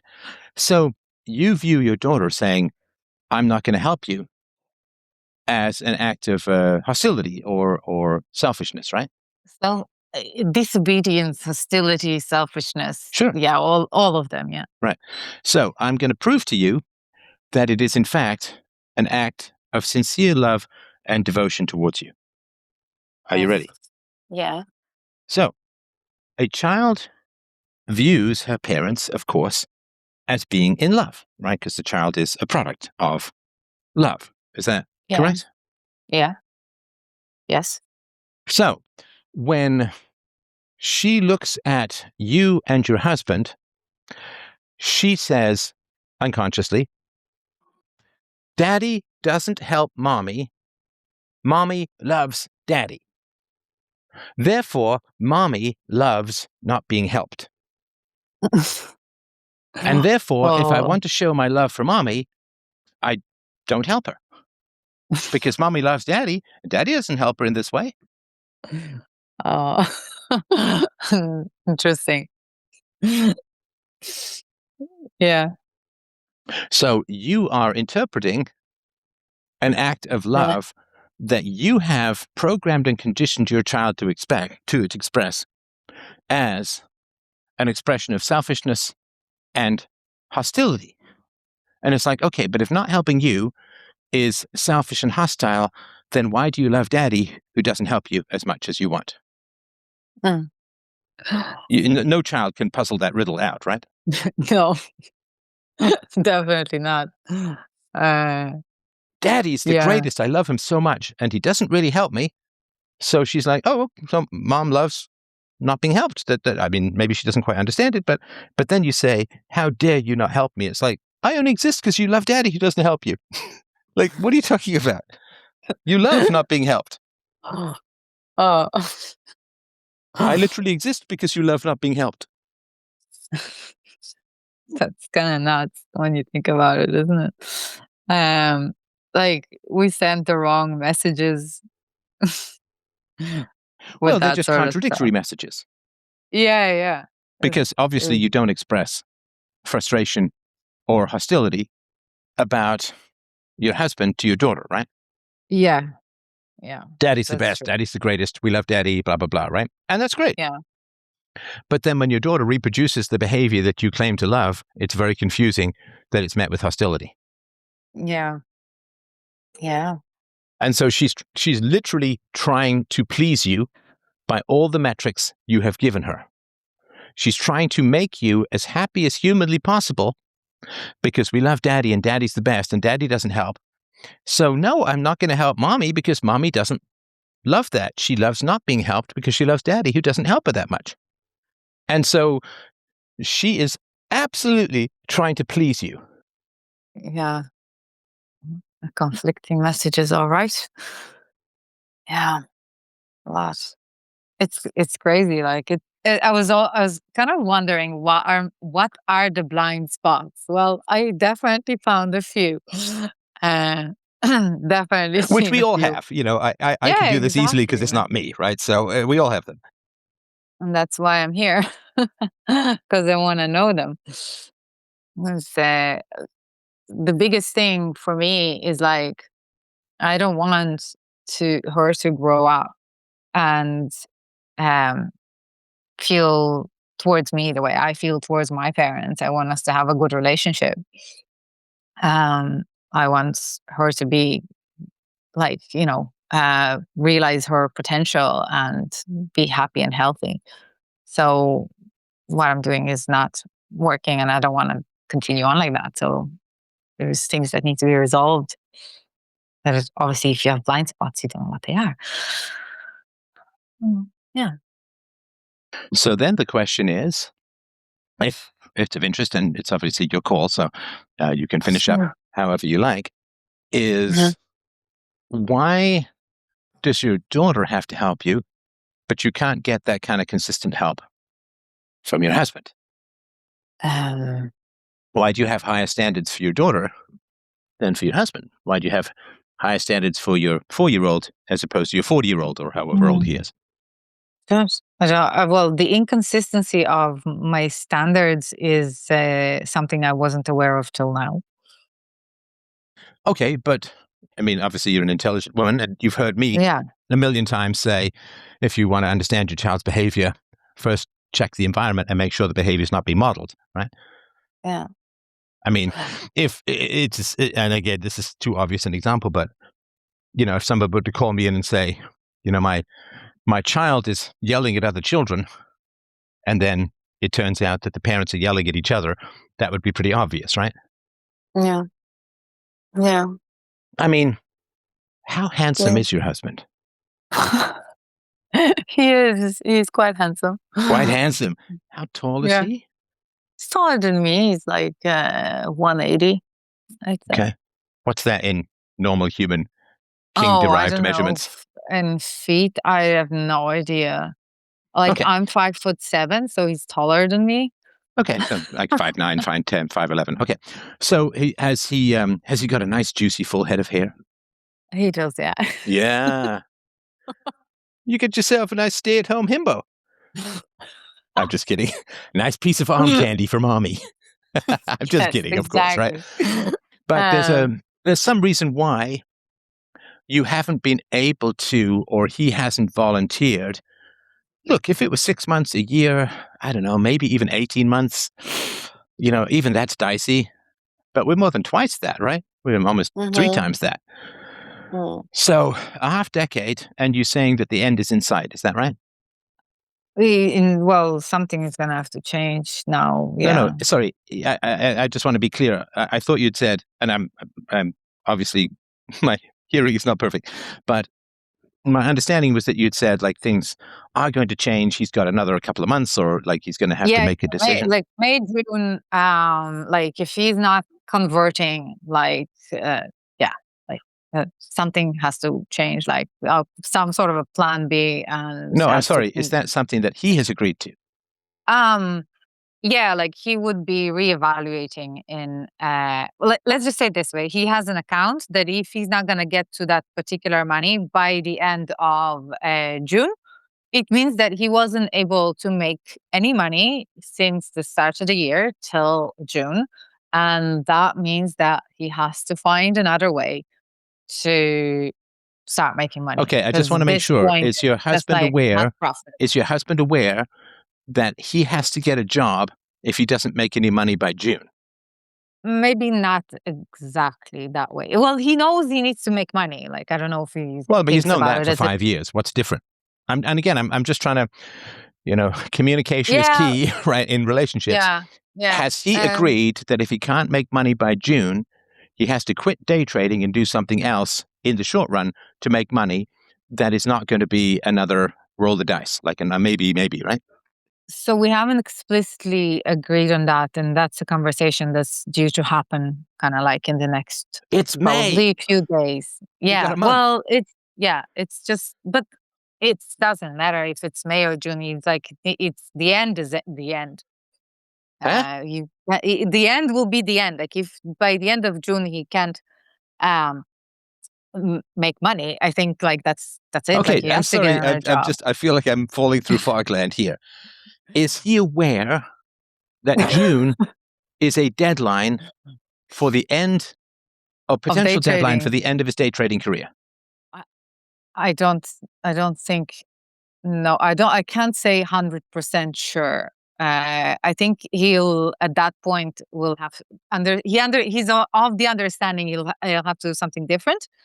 Um, but we haven't discussed about the fact that that's like has to take a full blown stop at that point, because I think like it has to, because it's No, just but too what you much. think and what he's agreed to may not be the same. So Yeah, then we maybe so then the haven't question is, aligned. so hang on, so sorry. And I assume this has something to do with helplessness as a child. I mean, was there any kind of pattern with this kind of stuff, like maybe some financial irresponsibility and your mother being frustrated but not being able to get your dad to change? Was there any aspect of that in your parents' marriage? Um, yeah, my dad works in construction.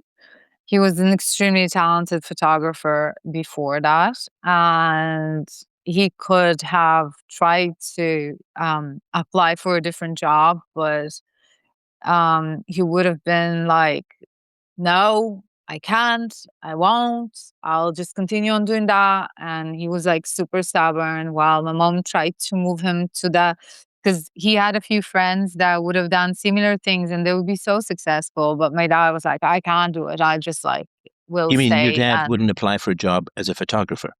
no, he would just like write it out on those construction sites and just yeah, I don't know what was that about, but he just like literally lived and died on the sword of construction. um he said he had no language, he didn't want to learn the language more than he did, and he's just like, yeah, he was just, we all tried to convince him to try to change what he does, because he could anyway at the time. Like there was loads of span there. There was a lot of opportunities, but yeah. And my mom, if she would have asked anything at all and it didn't suit him, he would bark on her, like, he would shout so loud that she would come out s- tearing and like zip it for like a few days. Like, yeah, there's no conversations as such there. And he was very stubborn. So he was making money, but he could have made more money as a photographer. I'm sorry, I'm just trying to make sure I understand Yes, this. yeah, Okay, but he didn't want to take that risk or take that chance or take that approach. yes, he was afraid. So he was underperforming financially, and your mother was helpless to change him. Yeah. Huh. Oh, yeah. Interesting. Interesting. Your father was underperforming financially, and your mother was helpless to change him. Mm. And you're upset that your daughter is continuing patterns? I mean, she's 4. What's your excuse? Oh, yeah. I didn't even see it that way. I How mean, good looking was your father when he was younger? I don't know. I What, you've don't never think seen a he picture of was. him before the age of 30? Well, I don't think he was particularly good looking, in my opinion. All right. Um, he had this like big head of hair and a lot of mustache, like 70s vibe, with the flare up trousers and things. He was, I suppose, was built well. So, All right. yeah. And, relative, how attractive was your mother when she was younger? She was quite pretty. Right. So if your husband is tall, full head of hair, he's attractive, handsome, and so on. And so Uh-huh. listen, I mean, just the dynamics of attractive people are that they can get away with a lot.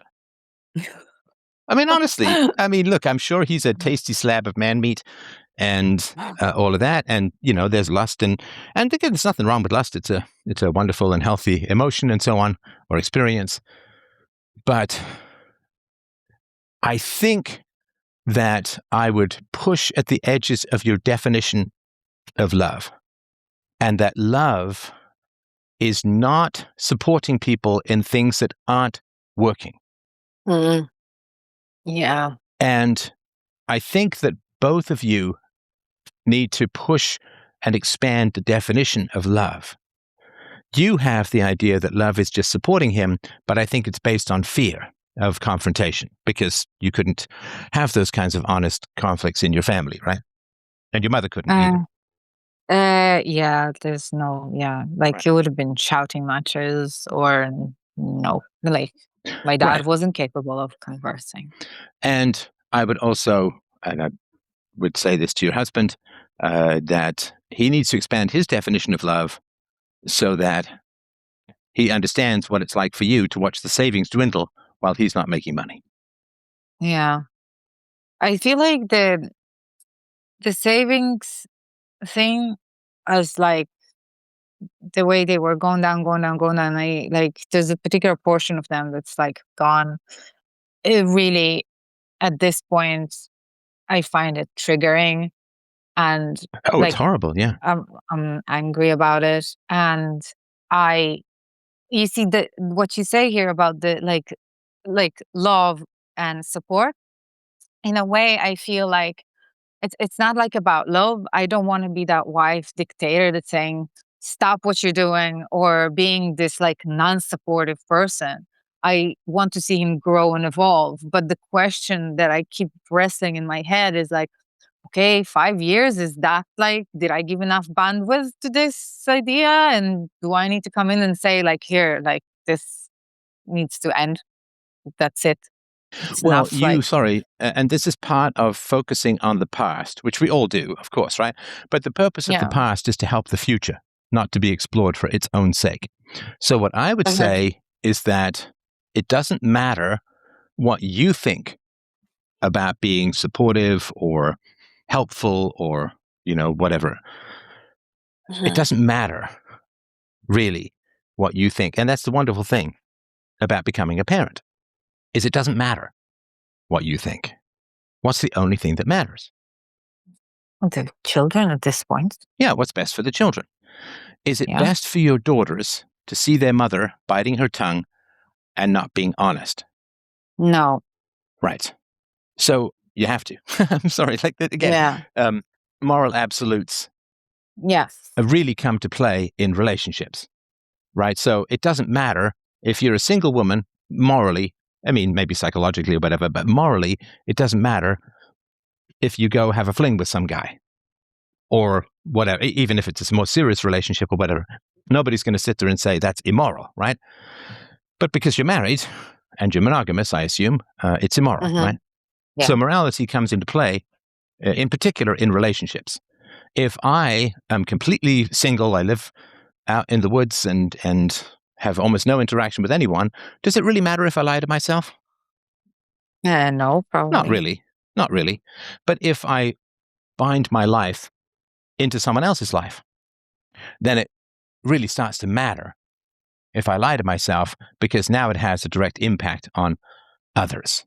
If I live out in the woods and I smoke like a chimney and ride dirt bikes around and I don't have really any interactions with anyone, it's not particularly, I mean, it may be unwise, but it's not completely irresponsible, because I'm only making decisions about myself and my own life. But if I get married and have children, I shouldn't be smoking like a chimney and riding around in dirt bikes, right? Because I'm going to get injured or sick. Yeah. And so morality is significantly relational.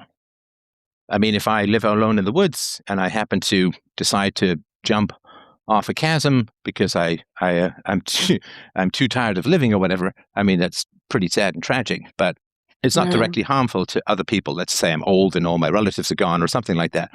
Yeah. Right. But you can't do that if you have a husband or a wife or kids or whatever, right? Because it has a massive impact on other people. So Exactly.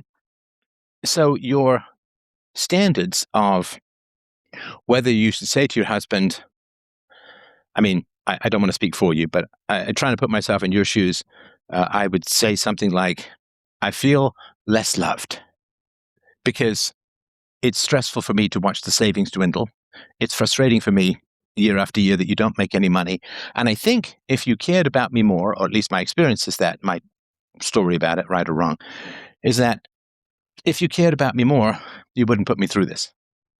Yeah. That you would say, how are my decisions affecting you? Because that's the really big, important thing in relationships is, how are my decisions affecting you? Yeah. And I'm not sure that you guys are quite there. And, again, there's wonderful stuff in your marriage. And these are just like elite coaching tips kind of thing. There's a lot of great stuff and wonderful stuff there and so on. But I would say that the great thing about a marriage is that you can always learn to love better, especially if you weren't raised with that kind of model. And I would say that if you were honest about how scary and frustrating it is for you to have this situation go on year after year, then he would, I think, I mean, we can't love people and also watch them suffer by our decisions with indifference. And again, I'm not saying he's indifferent or whatever, but at some point he's also going to have to do what's best for you and the kids. And I think that that's probably just something that he needs to review in more detail. Yeah. But what you said there is, it's really interesting. I wouldn't have even thought of putting it that way, but but it's so true. I feel less loved watching by watching our savings dwindle in the last 5 years. I think I tried to say it in not so many direct ways. And like a number of months ago, I went to sell some silver savings, and that should keep us afloat for this last year of this escapade of trading. But yeah, I think I said I don't want to see these things going away. Like, it's hard to make it back at the same rate. And thinking about buying a house or stuff like that, it's getting away further and further away with this with what's happening. And yeah, not that I'm saying my end goal is buying a house. Well, there's nothing wrong with that. If that's that's a reasonable thing to do. They do tend to appreciate and value and so on. Yeah. But I mean, you guys in your 30s, mid, late, early? Beginning of our 40s. Beginning of our 40s. Okay. Yeah. So middle of life is a very tough time to be taking down savings. Yeah, and that's it just feels like it's gnawing away at my internal systems, and Yeah. I don't like that. And it's just, there's this constant mechanism that tells me, no, just you don't want to come across as unsupportive. And I think that thing was with kind of my mom complex, obviously, that I read the situation wrong, perhaps. Well, I would argue because that of this filter. it's very important to not use morality to bully and silence yourself. Right. So if you say, well, look, I am honestly frustrated about this situation, and it is an honestly frustrating situation. It's an objectively frustrating situation because you didn't say to him, hey, man, it's been 6 minutes. We don't have $1 million. Yeah. Right. You're like, it's been 5 years, bro, and we got nothing, and we're poorer than when we started. That's a objectively alarming and frustrating situation. So be very careful. And I have to remind myself about this all the time, right? But be very careful to not use moral standards or statements as a form of self-bullying. Well, I don't want to be a nag. I want to be supportive. That takes away your free will. Because then, I have to do the right thing. And because I have to do the right thing, I have no choice about it. And I would argue that the important thing is to be honest. And that there's really not a higher virtue than honesty. If you're genuinely frustrated, it's important to be honest, because it's going to come out some way. It's important to be honest. And if you say, well, me being honest is me not being supportive, or me being a nag or something. And then you're saying, well, there's a higher value in relationships than being honest. And then you're self-censoring and you have no free will to be honest anymore. And then you basically just lie by omission. You grit your teeth. Look, a lot of women do this, so I have great sympathy for this. But you kind of smile and grit your teeth and tell yourself, well, it's important to be supportive. And then you don't really have as much of a choice to be honest. And I think that affects your relationship with your children. It affects your relationship with your husband. And it also affects your relationship with yourself, in that you're saying, my honesty is bad. Me lying by omission is good. And that's saying that your honest and true self is negative and your false or bullied self is positive. And I think that's not, maybe that's part of the stuck with me that came earlier. Yeah, it could be. Yeah. I can hear the sound of wheels turning and things needing to be mold. Is there anything else that I can help you with today? Again, I know I've sort of given you a bit of a dump truck of detail. No. No, I think that's been very helpful. There's like 3 kind of big things that came through that I didn't see. I didn't see them. I just didn't see them. There were 3 kind of big blind spots. And like this one in particular, with the kind of feeling less love, like me expressing that way, I think it might be clearer. And it stretched the definition of love in that sense. I think that's really, it really resonates. I think it's really important. Yeah. I came with a question of like, do I need therapy? Maybe not. I just need to clarify. Like, I need to let this stuff sink in for sure and act on them. Well, the other thing you can do, of course, if you really want to be helpful in developing your commitment to honesty, what you can do is feed him relentlessly. And then what he'll do is he'll gain weight and he will lose his attractive sexual spell over you, and you can be more honest. So plump him up like a Thanksgiving turkey, bury those lean angular features in folds of fat, give him something to hang over his belt. And for God's sakes, make sure he doesn't do any sit-ups, because abs will totally melt this away. It is the washboard on which your sense of self is going to be scrubbed away. So yeah, just plump him up, maybe get him a bad haircut. Shave his head if you find his hair very attractive. Do something to break the sexual spell. I'm just kidding, of course, but all right. Okay, well, listen, is there anything else you wanted to mention? I hope you'll keep me posted about how things are going, and if there's anything else I can do for your family, I hope you'll let me know. No, thanks very much. I would really, really love maybe one day for both of us to jump on a call with you, but we currently don't have a situation where the 2 of them are asleep or away at the same time. Right. Listen, if you want to make it a private call, they can be awake and you can take whatever time you need for your kids and so on. Not that I want to drain more resources from you, but yeah, if you wanted to do that, that's certainly possible. Or if you want to book it later at night, that's fine too.